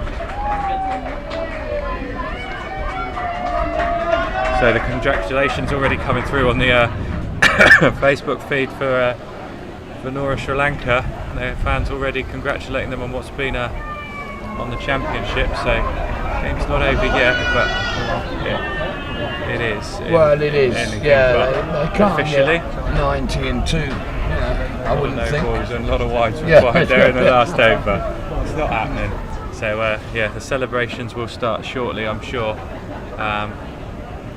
Guys, so we're going to be on commentary for another couple of overs. If you've got one last question, please send it through. I'll be taking one more question, so make it a good one.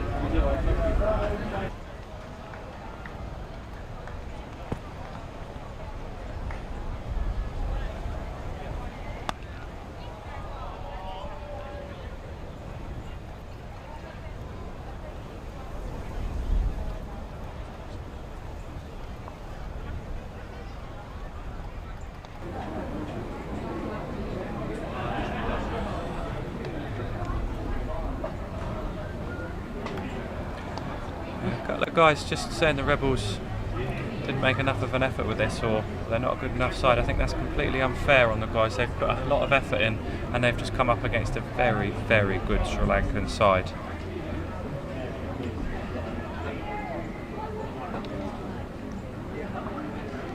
So we've got Craig's mum. She's a very proud mother. A lot of credit coming in for the guys that have got so far in the tournament. It's a fantastic tournament. They've got to win through a lot of games to get here. They've got to win their league, their local league, then they've got to go and win a national championship, then they've got to come here, then they've got to get through the first 32 teams, then they've got to get through the last 16 quarterfinals, semi-finals. So it's not an easy tournament to get to. It really is the best sort of 11, 12 teams, or the best teams from the 11 or 12 countries that we've got playing last man stands. Have teams from all over the world playing this week. So it's been a fantastic spectacle. Have you enjoyed your day here so far? Yeah, I have. Yeah? I have. Another good example of how well Sri Lanka evolved. Yeah. He's the form man, the guy with the yellow helmet, Poulton. All he was able to do was hit that to long on because it was straight in the block hole again. Yeah. So will this be? I'll bet you. So I've got one final question, and I think this is a good one actually. What's your thoughts on the suggested change to a 4-day test match? I'm not happy with it because it sets a precedent, and it would be fair to at least assume that South Africa will be far too strong for Zimbabwe, and therefore beat Zimbabwe in 4 days. Yep. And everybody goes, oh well, you see, you only need 4 days for a test match. Okay, so whether they want to make 4-day test matches for A teams against B teams type of thing, I just don't think there's any need for it really. I think it's a fantastic format. It's been the same for however long it's been. 200 years we've been playing 5-day test matches. I think you think of the amount of draws or the amount of excellent 5-day finishes that you would have lost by having a 4-day test match. You think of the 2005 Ashes series. Yeah. If they'd have been 4-day tests, that would have been a horrible. That would never have been. We wouldn't have had a result. No, and that's probably, in my opinion, one of the best test match series I've ever watched. Yeah. So if you think of it in that way, and That's exactly right, and so I'm not a fan of the 4-day test. I think this should be classed as a one-off because India couldn't get here to play the traditional Boxing Day test match. And so Zimbabwe have kindly stepped in, and South Africa have chosen, let's just play for 4 days to give our guys a bit of a longer break before the 5th of January, which is when that game will start, the traditional New Year test will start. So I think it should be seen as a one-off. Yeah. Good. Luke, thank you. Congratulations to Venora, the Sri Lankan team, who played some fantastic cricket this afternoon. I haven't seen how well they've played